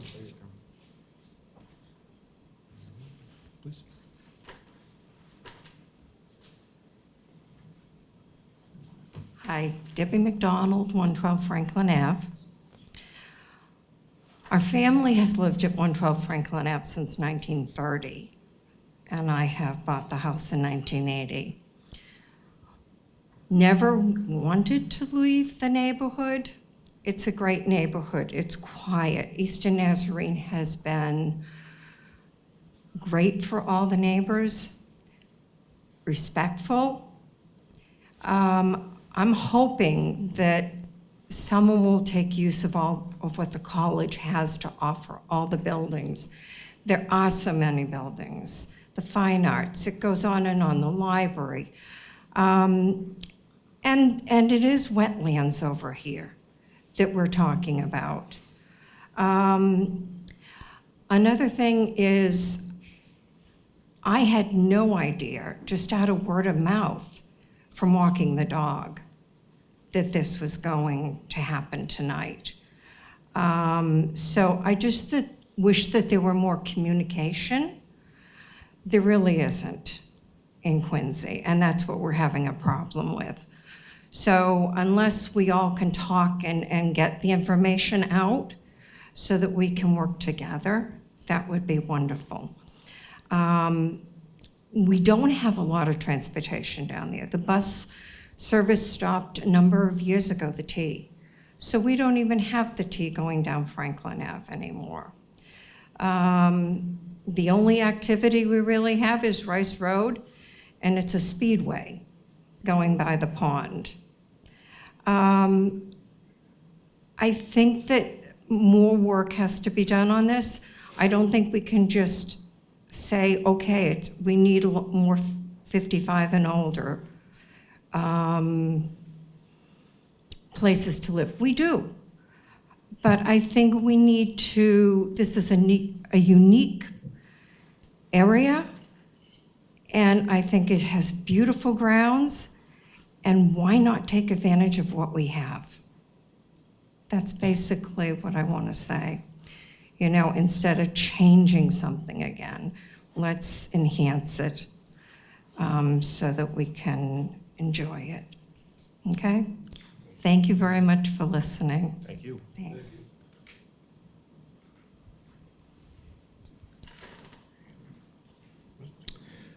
Bill Zamzow, 356 Washington Street, at least for now. I'm not in a butter, but I can see some things that are proposed tonight that are going to end up impacting me in a variety of ways, depending on how it goes. I am a senior, and I'm aware that we have a serious problem or lack of senior housing in town, and that backs up in other ways because people who are established in homes don't have any place to go, so they stay, and that takes housing out of the inventory. I mean, it's great that grandma's still in the old family home, but if it used to have husband and wife and 5 kids, and now it's just one person, that causes a utilization problem. In terms of the neighbors, I can understand their concerns. It is a quiet neighborhood. They've had a wonderful relationship with Eastern Naz in the neighborhood. And I can also, at the same time, I can also appreciate the environmental issues. The problem that I see is what is proposed for the overlay poses a potentially ugly problem for the city. Last summer when this first came up and discussed, I did a little spitballing, and I'm not a zoning person, but I looked at what the zoning was, I looked at the acreage, and I came up with a number of what could be built there by right if Naz decided to sell it to a developer. What I've heard tonight out of the city officials did not address density in what I would consider a way that I could take that and play around with those numbers versus what's available by right. But what it did look to me like it was downzoning the capability of what Naz can do with their own property. And then if you lay the senior-only aspect on that, that could pose further detriment to the economic value to the Naz as regards their property. You can't do that. If the city were to try to do that and Naz could show harm, they could come in and make a claim for an illegal takings, and the city would be on the hook to have to make up for it, take the land or whatever. And you're way too far ahead of the court, way too soon down the road with what has been presented and everything else to determine if that is legitimate concern. If you were to agree to the overlay at this point without an understanding of what's really happening to what's available by right, by NAS, you're making a big mistake. Now, I don't think NAS is going to want to get the highest, best use, maximum dollar kind of price, and they're going to want to be able to take the open space now and leave that open and build taller and play games with FAR and all the things that they can do to get a greater density in a smaller space of land by going tall but leaving everything open. I don't think they want to go down that road. But they do have a right to their economic value of the ground that they have. You're moving too fast. Set this back. We need a lot more discussion. A plan out of City Hall came through. I can understand their motivation, but it hasn't addressed it hasn't checked all the boxes for the concerns. Thank you. Thank you.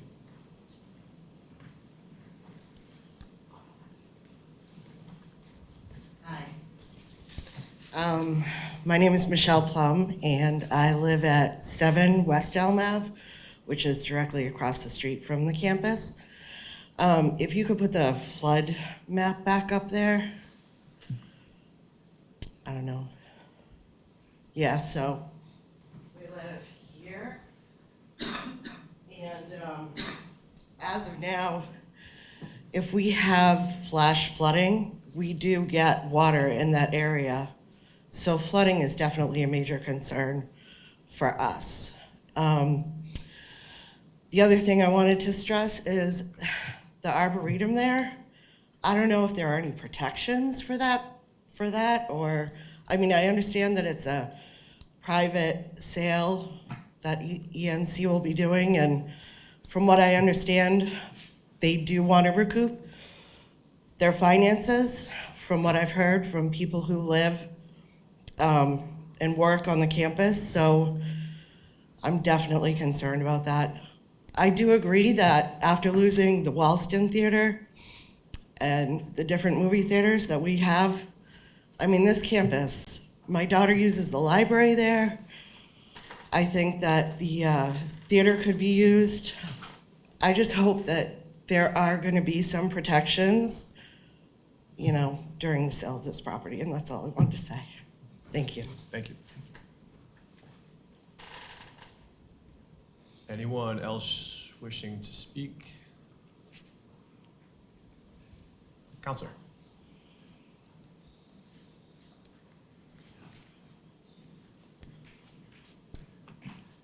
Good evening. My name is Dan Minton. I'm the Ward 5 City Councilor. I live at 16 Sims Road.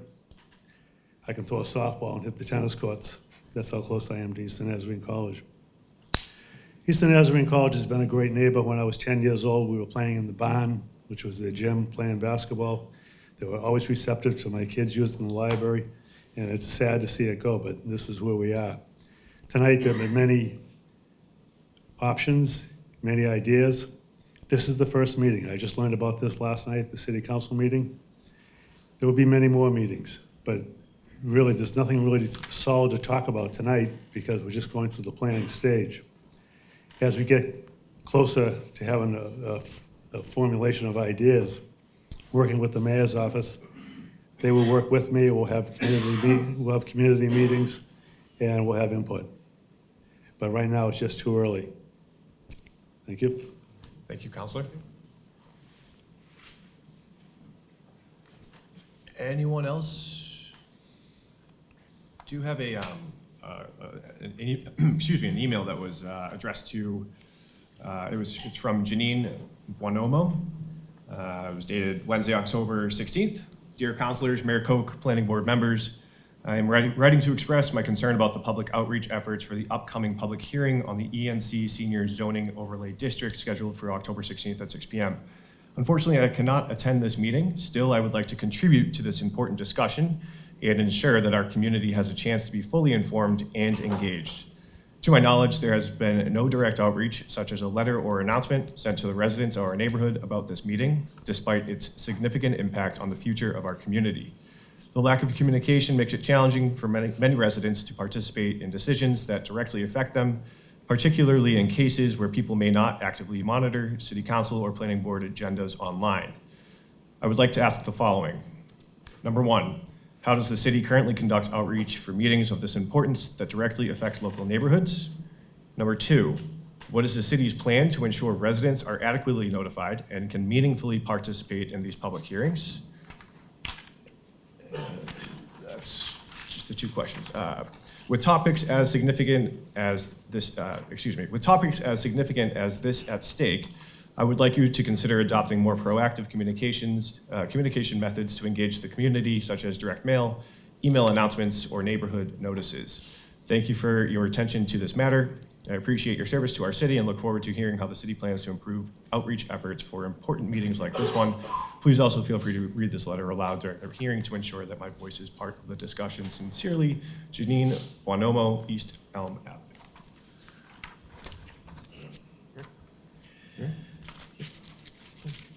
Okay. I think we're back to Solicitor Back to Timmons. Solicitor Timmons.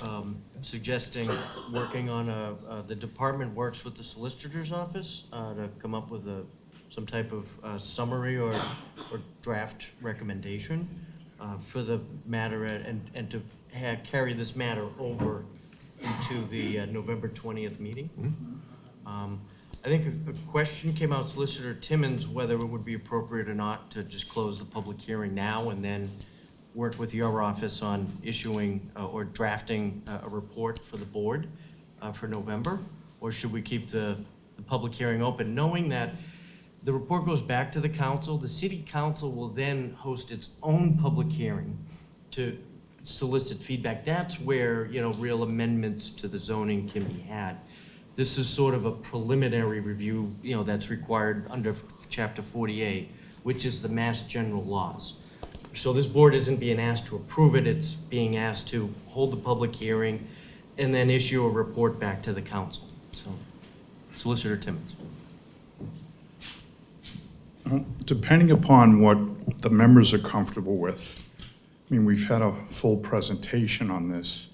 I know I've heard what some folks have had to say, and I don't know to what end additional hearing time is going to help, because as Mr. Stevens said, this is an advisory by the board to the councilors. And I think we could do some work on something, as Mr. Stevens said, have the executive staff work on something based on the minutes and what's gone on tonight. We'll get it to you in advance of the hearing, the next hearing. And one of the things we could also do is post the draft letter online somewhere. So concurrent with sharing it with each of you, it could be shared with the public. But I just don't know that folks fully understand what this hearing was about. It's for you to hear something, you to consider the matter, and for the board to make recommendations. So, some of the public input I heard, I don't know that all of it was applicable, some of it was duplicative, and I don't know what new ideas might be out there. There's nothing going on yet at this site, nothing.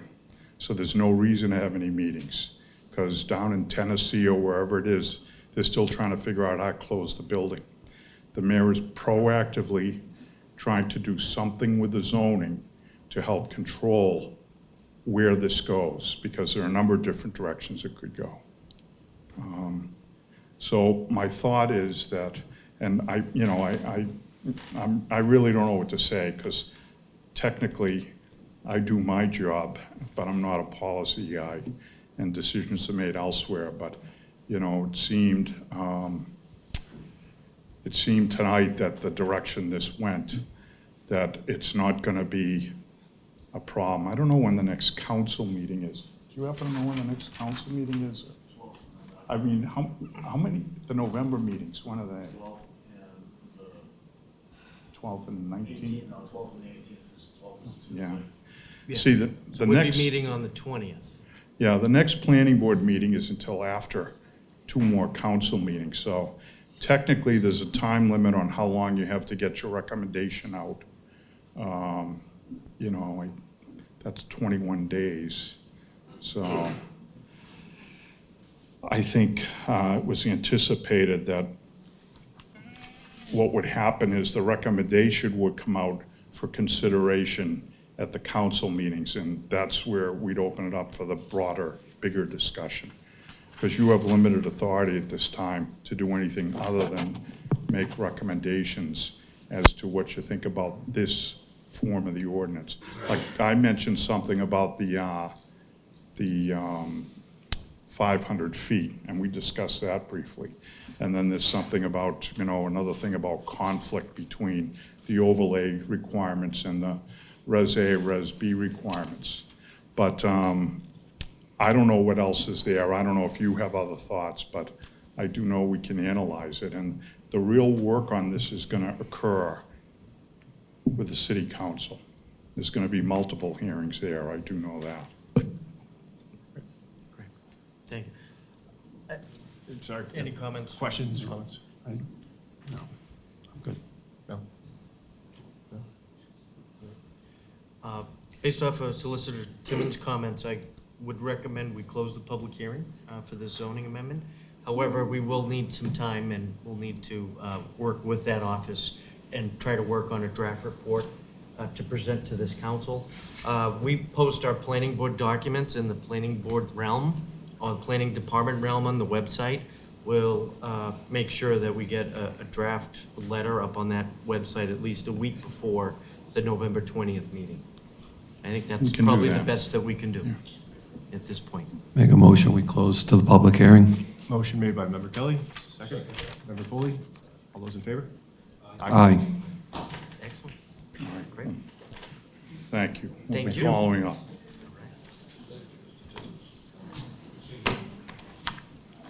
Do you want to just take a quick 5-minute? Yeah, we'll take a 5-minute break and then we'll reconvene then. I will ask if you have any conversations, please take it outside of the hearing room. That would be really great, please. Thank you. Because we do hear the whispers up front. It can get a little distracting. Nicely put. Again, we're going to continue with the planning board meeting. If you can take your conversations outside the hearing room, that would be really appreciated. Thank you.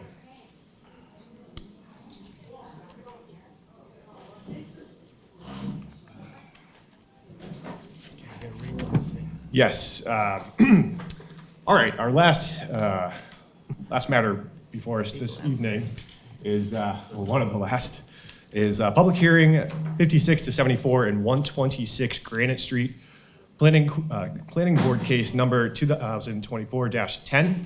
This public hearing shall be conducted to review the application of the Grossman Companies, 859 Willard Street, Suite 501, Quincy, Massachusetts 02169 for site plan review under Quincy zoning ordinance Title 17, Section 9.5.1 and 8.3.6 site plan review, and special permits under Section 8.3.2.1, Section 8.3.2.2, and Section 5.1.17. The applicant proposes the demolition of the one-story commercial building on 56 Granite Street and partial demolition of 74 Granite Street.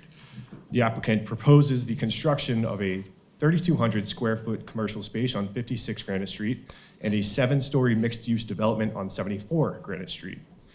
The proposed mixed-use building consists of 256 residential units, 1 office space, and 1 retail space.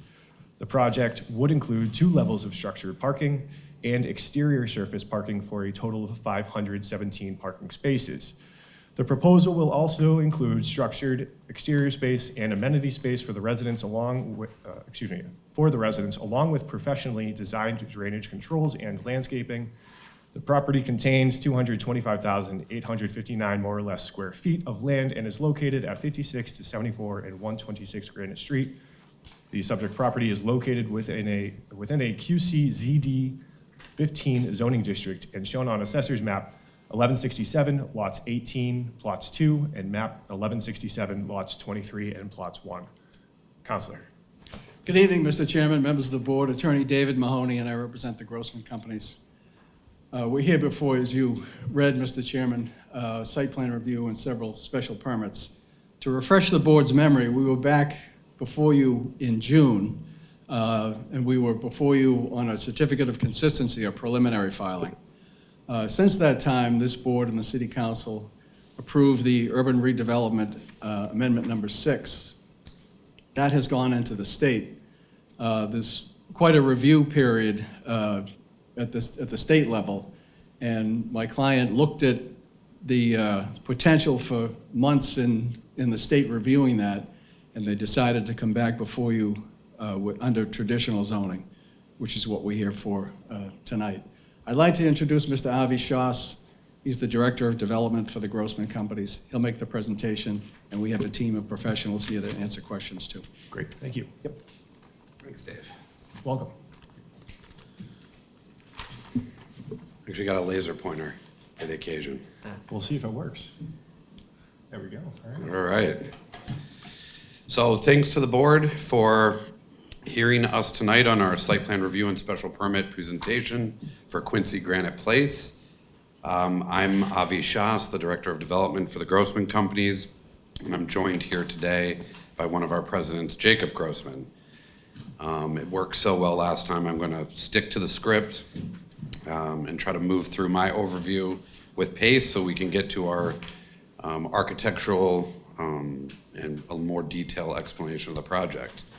As Dave mentioned, we're seeking our site plan approval and special permit under the Quincy zoning ordinance for the redevelopment of our legacy property. Since our pre-filing presentation in June, also as Dave mentioned, we're looking to pursue our approvals under the Quincy Center District 15 zoning in lieu of the COC process in hopes of aligning with our projected project schedule and existing tenant lease expirations, which may be sooner than URDP 6 is formally approved. Under the QCD 15 zoning, we're seeking special permits within 8.3 and 5.1 of the bylaws as outlined in the application. I took some time in our pre-filing presentation to discuss the Grossman family's history dating back to the late 1800s, noting that the Grossman story is a Quincy story, and that the conditions of the past that brought the family and their businesses to Quincy are vibrant and relevant today with the vibrant downtown and the safe and inviting residential neighborhoods. The slogans, "Here come Grossman," and "There's a little Grossman in everyone," that symbolize the success of the family businesses, equally did so for the industry of the city at that time.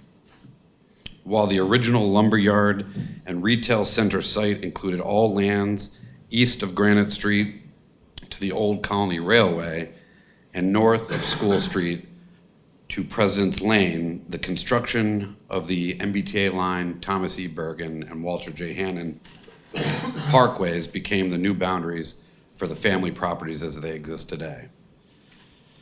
Let's see if this works. Our project site, Quincy Granite Place, has been a retail center serving the downtown for decades. The property is bordered by Granite Street to the west, Bergen Parkway to the east, Walter J. Hannon to the south.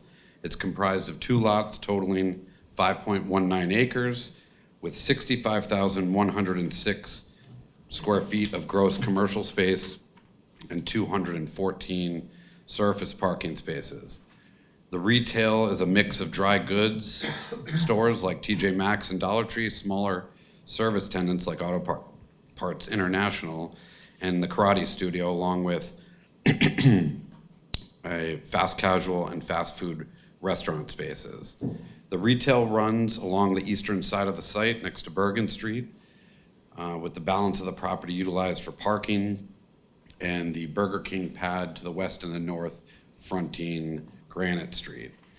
The service and loading for the full site is located at the southeast corner of the site, at the intersection of Bergen and Hannon. Vehicular and pedestrian access points are located along all 3 sides of the property, including 2 curb cuts on Hannon for retail and service access, and 3 curb cuts on Granite Street for the retail and Burger King pad site access. Pedestrian access points occur via crosswalks at all three corners of the property and mid-block at Bergen, Hannon, and Granite with 8 pedestrian access points in total. Which brings us to the proposed redevelopment.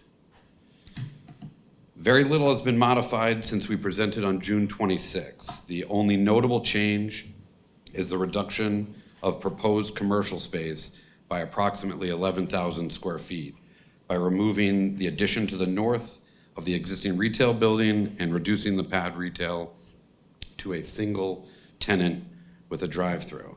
The principal reason for the reduction of commercial space was the limitation on exclusive parking for the amount of commercial space we had been planning to deliver. Specifically, the number of unstructured surface spaces for prospective retailers. The reduction in the commercial building area allowed for a significant increase in available surface parking to support the 54,000 square feet of commercial space that remain in the program and preserve the parking decks within the residential building footprint for resident, visitor, and commercial employee parking. The rest of the development scope is consistent with what we previously shared in June. By the numbers,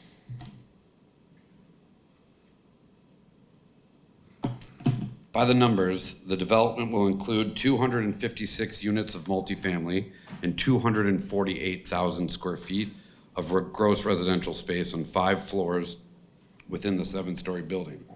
54,000 square feet of commercial space, including retail, office space, and a single outparcel tenant where Burger King currently stands. We have 336 covered and structured parking spaces within the residential building footprint and 181 surface spaces for commercial and public use, in addition to some of the covered parking that will be dedicated for commercial patrons and employees. The proposed will bring dozens of jobs post-construction to the downtown with enhancements to the retail offering in the area. As mentioned in June, this is a true mixed-use development consistent in scale with both the existing urban fabric and recently approved projects in the area, complementary in its mix of uses, and in keeping with the intent of the urban planning strategy for the downtown. As part of our process, we've met with city departments including fire, traffic, DPW, and engineering, along with our owner's project manager, Steve Crucial, to review the proposed and respond to any questions or concerns they may have. The project was well received, and the feedback and departmental comments have been addressed and incorporated into the project submission before the board today.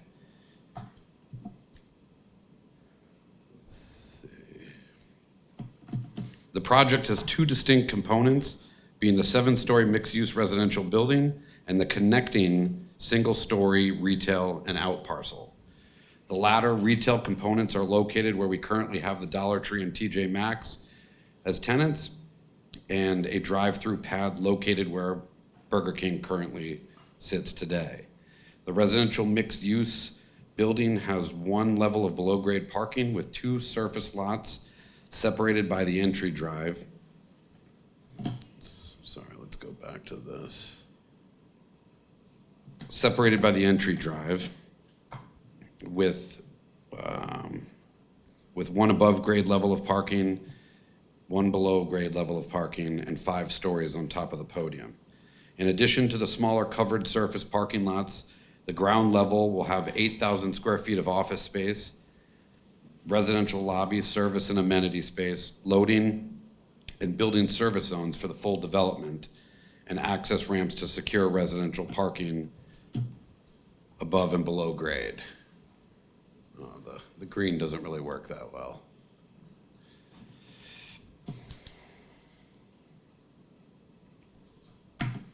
The Walter J. Hannon access will be a public connection under the residential building with a straight run to the retail via generous interior sidewalks and pull-offs for the residential and covered parking.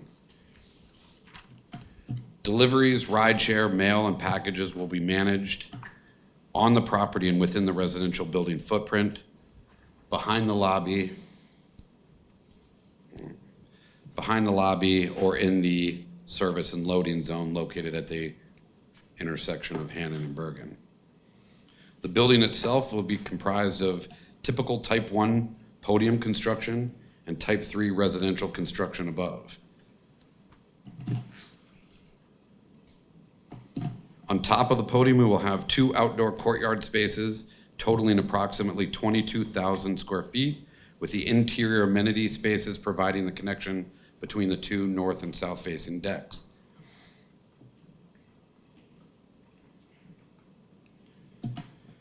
We are proposing an additional outdoor space located at the center portion of the building at the upper roof level, which will have great northern views of Quincy and Boston beyond.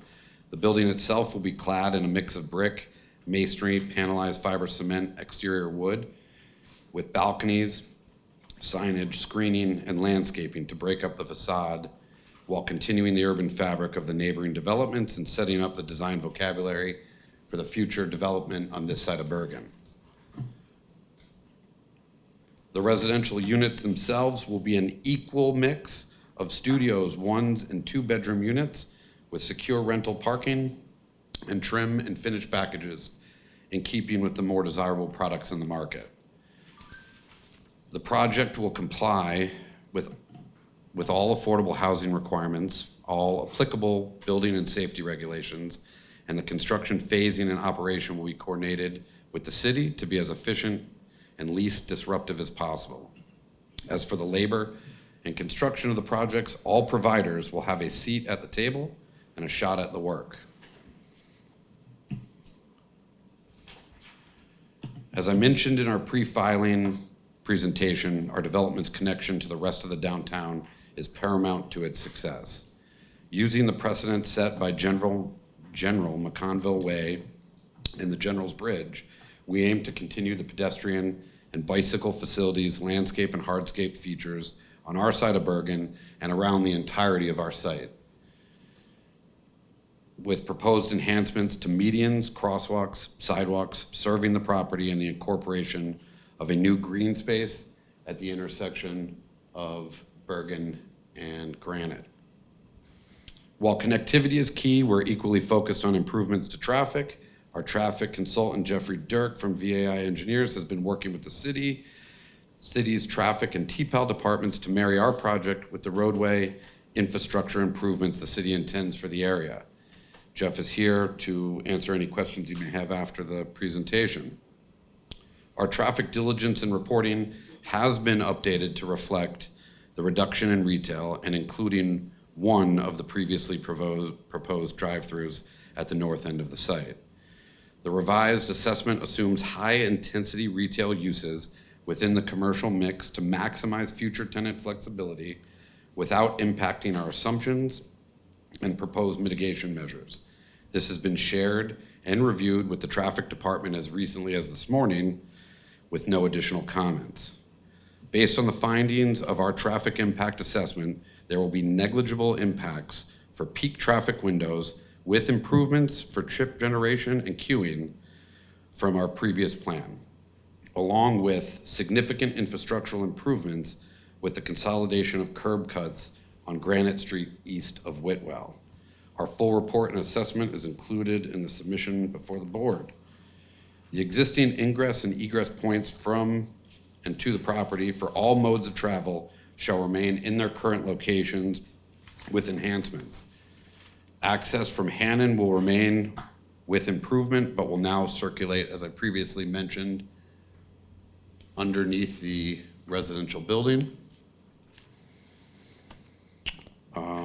But will now, and by the residential parking access and covered commercial parking via clearly signed, activated, and well-lighted sidewalk systems that run by the residential lobby entrance to the retail from Hannon. Service and loading for the entire development will remain at the corner of Bergen and Hannon, but will be widened, extended, and enclosed to clean up the corner and improve walkability around the site. The retail access point on Granite will remain in alignment with Whitwell Street in a wider and more direct connection while consolidating the 3 curb cuts into this one lighted intersection intersection as previously mentioned.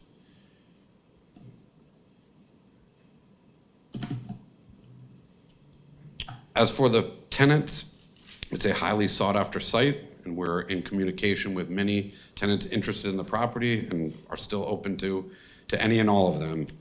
It's still too early to say at this point who will ultimately be, but we plan to improve our tenant mix across the board and seek out best-in-market brands and vendors that will improve the shopping, entertainment, and culinary options for the downtown and offer great amenity to our residential users.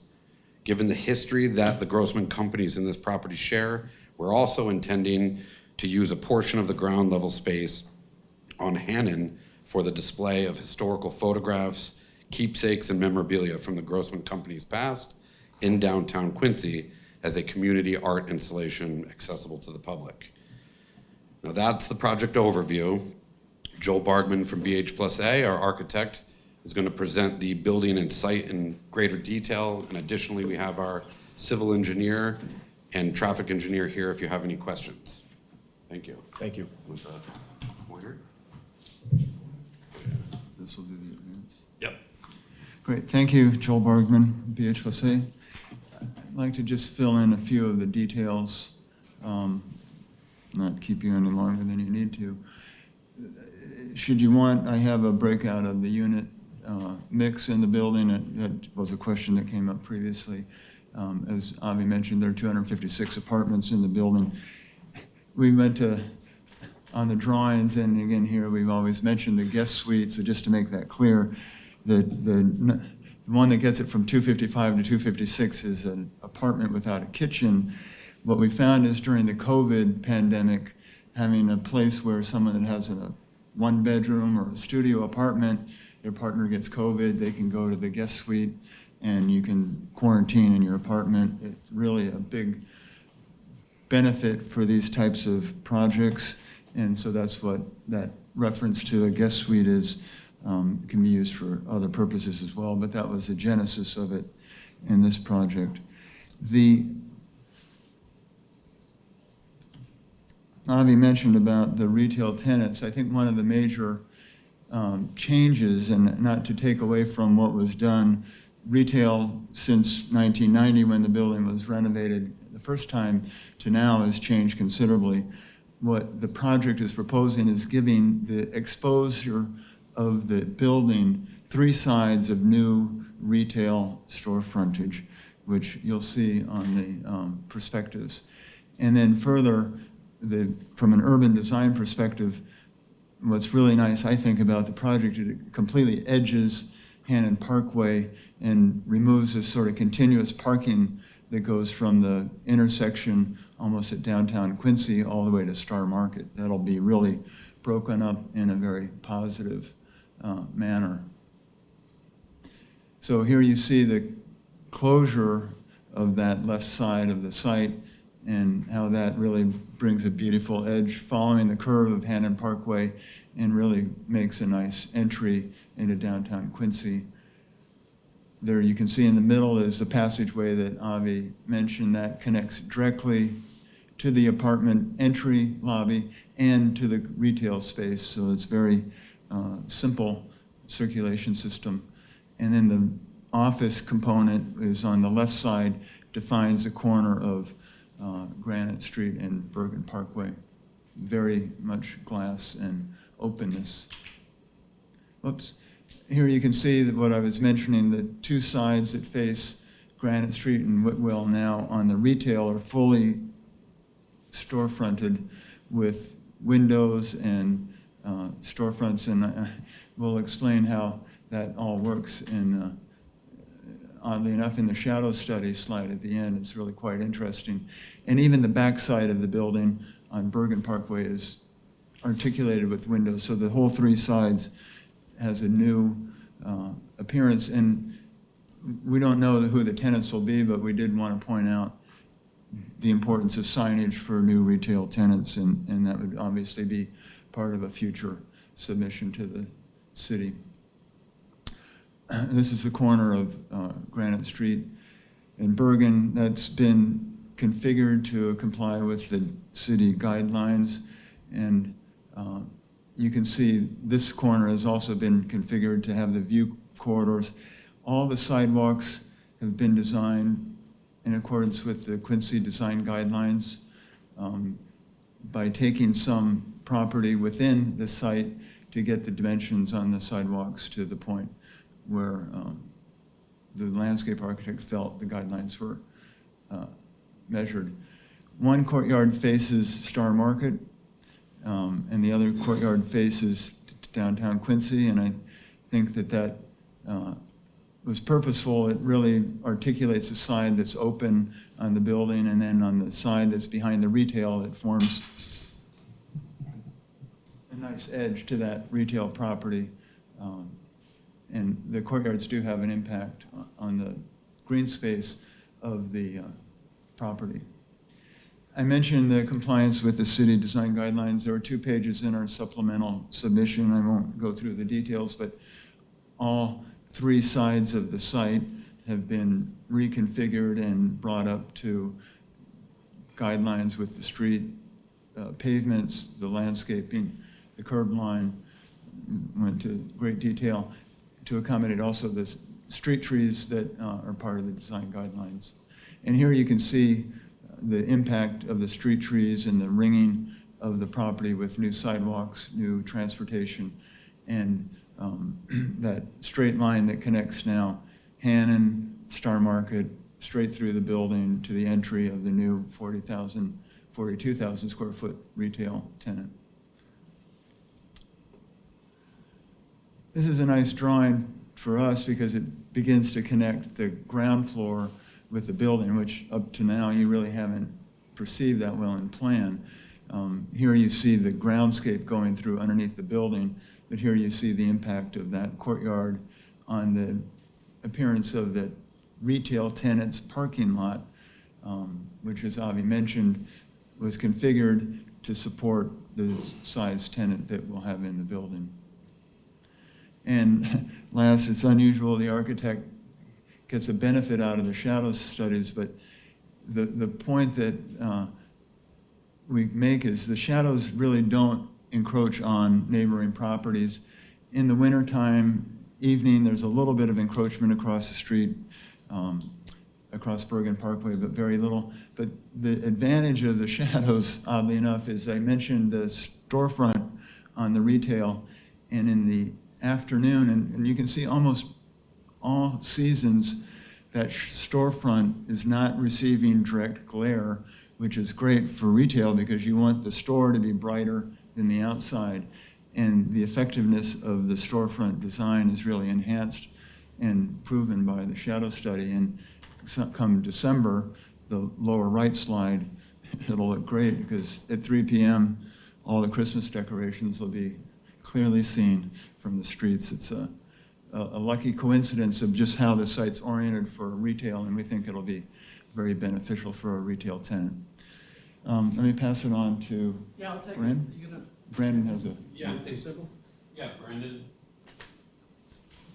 Sure.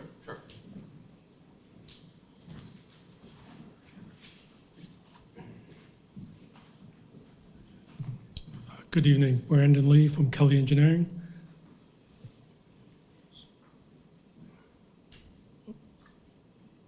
I think Avi went over the sites in pretty good detail. Just add a few things. The bank has a drive-through, has enough queue for 10 vehicles. There's a pedestrian access connection to Thomas Bergen Parkway. I think I'll just discuss site utilities. Here we have water to Granite Street, both domestic and fire suppression lines to both the residential building as well as the retail building, and a domestic water line for the bank. As Avi mentioned, we met with DPW and the city engineer. They requested that the sewer lines be connected to Granite Street.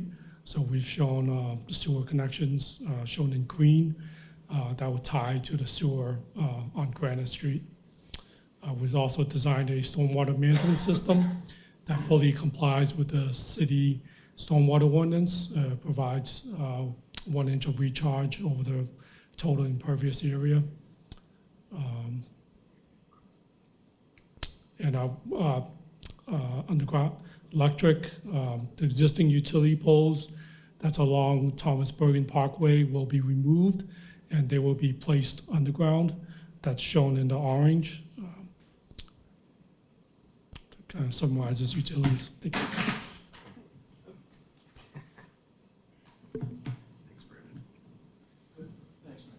So that concludes the presentation, Mr. Chairman. We also have our traffic engineer as well. He's not going to give a presentation, but he's here to answer any questions. Thank you very much. Sure. Questions? Member Kelly? How you doing today, guys? Nice presentation. That's going to be a nice-looking building. I do have a few questions. The breakdown of the buildings, I mean the bedrooms. You have studio, 1 bedroom, 2 bedroom, JR bedroom, 1 bedroom plus D.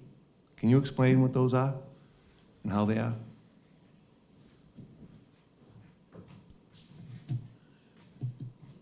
So a studio is a typical studio. It's a 1 box. The junior 1 bedroom is similar, but it has a distinct alcove for the sleeping area. So it's a slightly bigger unit.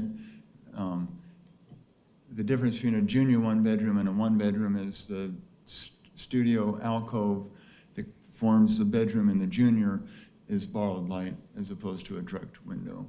So it gets, and the So would it be one fair bed- to say that the 1 bedroom has an actual door on it? Correct. And the other one is an alcove, it doesn't have, so it's an open studio that's just that's L? That's correct, yeah. Okay. And then the 1 bedroom D is a 1 bedroom plus a den. So it's usually an alcove that allows it's in a 1 bedroom, so 1 person can work in there. It's just a desk area, alcove area. It's not Right. another bedroom. Thank you. And then I just, as you know, I'm big on EV power, solar, heat pumps. I didn't know if you guys were going into doing that. There's a lot of tax credits out there right now.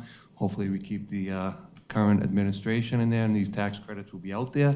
But there's a lot of work out there. And they can save money by using the funds out there with that. So I didn't know what your So plans were. the plan is for an all-electric building, and we will be looking at solar infrastructure, and certainly we'll have EV power provided for, vehicles for both our residents and retail customers. Awesome. Okay. And then I know the site has great history. So going on with that history in the city of Quincy, there's a lot of great history with the men and women who have experienced building projects of these natures. So when you guys decide what you're going to do, when you're going to build this, please consider using men and women of the city of Quincy. I just don't like driving around and seeing Rhode Island plates out there Yeah. when you're building. It just doesn't go well. Because if we're going to build these, we might as well have them built by people that live in the city. Yeah, that's great, I agree. So, thank you. That's all I have today, Mr. Chairman. Thank you, Member Kelly. Questions? I have a couple, particularly snow removal in the sense of the sidewalks around each of the 3 sides of the building. It's already a high-trafficked area. When you throw in, a few hundred units, I just want to make sure the sidewalks, and in the event we will have, pretty considerable snow, just to make sure that's taken care of and plowed out in a efficient and appropriate way. Yeah, so with respect to the public space, we'll obviously work with the city to figure out the best way to, implement that within the site. We will have some areas of snow storage. Yep. We'll have, in snowstorms where it requires off-porting some of the snow, that's what we'll do. Great, thank you. And the other one is the loading zones for, the retail space, but also with the apartments. Where am I missing that? Oh, bottom left, okay. So is that one loading zone for both the retail and? Yeah, so I'm gonna try to use this pointer. You just So what we described have right here is what we've designed is a ramped loading area that can accommodate 2 18-wheel Okay. WB-45 vehicles, 2 compactor locations. We have resident, future resident loading and unloading zones, all of our trash and electric space kind of built into that service location, which, as you may know from driving by as you're coming down the bridge on Bergen, the structured drive, this is kind of below grade. It was the natural location for that. So that's able to serve this retail space. Ultimately, if this retail space, right now, this is the Dollar Tree, this is the TJ Maxx. If it were to stay as a Dollar Tree and TJ Maxx, we would have easy access into both of those spaces. If it were to get broken up more, we would be able to bring a service corridor through that space to accommodate those. But as it stands, that would service both this larger retail box, which could be one tenant, could be multiple tenants, along with access to the residential units via the elevators and vertical circulation in that space. And so just envisioning the move-in process for residents, that also happens in that space as well, or is it somewhere? So we have elevators located with Okay. fire stairs at 3 locations. So move-in can happen in this location. If it's an oversized vehicle, I believe, Joel, that our clear height in here is 12 feet. So if it's a vehicle that can be accommodated by that, they can move in here. If it's a vehicle that requires a higher space, then it will have to go in the service zone. I was gonna ask about that too, because the clearance on that space looked a little low, but. So, I mean, 12 feet actually, I would say that it's comparable to west of Chestnut. Sure. So you can't get 18-wheel trucks under it, but you could get box truck vehicles in it. We've, as part of our discussion, we have the vehicle turning radiuses and everything that we, all the comments that we incorporated into this with our respect to our meetings with the fire department. So we have, the clear height is, a limitation with respect to, to some of the larger vehicles, but outside of that, we can accommodate most. And then, just the traffic pattern within, they'll remain 2 ways? They're not gonna change to 1 way, right? And then coming out onto Hannon Parkway, this is just a general comment. I shop at Star Market, and it's quite honestly a nightmare trying to get out onto Hannon if you're trying to take a left towards Granite Street from Star Market. So I'd be. So what we've also discussed with the traffic and TPAL groups and mentioned in our engineering discussion is a kind of reworking of the median between our properties. So on Hannon, to accommodate as much of a left turn lane as possible, but we'll continue to work with engineering, and I'm sure that we'll have peer review comments on that as well. Okay. That's all I have. Any, no? Good, you good? Good for right now. All right, thank you very much. Thank you. This is a public hearing, so if anyone is in the audience that would like to speak on this matter, please.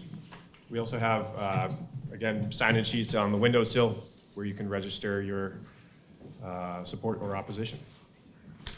Cindy Brandy, 52 Independence Ave. It's late, I'll keep it quick. I like it. As a walker, I very much appreciate the sidewalks. I think that's perfect.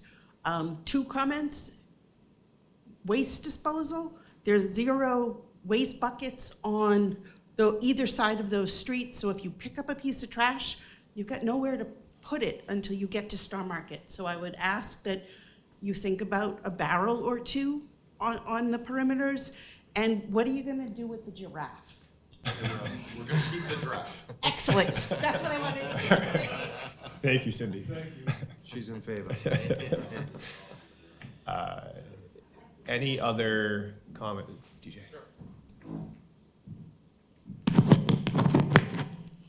Good evening. Evening. Members of the board, staff. DJ McKinnon from Atlantic Development. We're developing the site on the other side of Bergen Parkway for kind of a similar mixed-use development. I just want to say we strongly support this development. We think it's a well-thought-out plan, very nice design, and look forward to seeing it move forward. Great. Thank you. Thank you, DJ. Counselor Devine, I see you approaching, please. Good evening, everyone. James Devine, 117 Cross Street. Is it possible to go back to the rendering at the front of the building that shows the roof, possibly with the office from a higher elevation? Did I see grass? Yeah, go back. One more. It's the grass. Is that grass or is it just a green roof on the left going around the corner? Oh, I see. Yeah, on Walter Hannon and going to Granite. Is that actually going to be? We'd love it to be grass. We'll see if we ultimately can. So it's just a rendering now, yeah? It's just a rendering. And there seems to be 100 trees there. Is that something that you would be putting in? So the tree wells are part of our landscape design. Yeah. Part of the. If you could just speak into the microphone, please, yeah. Oh, Thank you. sorry. Sorry, yes, the tree wells are part of the design guidelines for the downtown. So that is kind of our continuation of McConville Way and the General's Bridge delineation. They So seem to we be birch. Are they going to be birch or is that just something? That might just be a rendering thing. Okay, it's still early. I'm gonna leave it to the landscape architect to select the trees.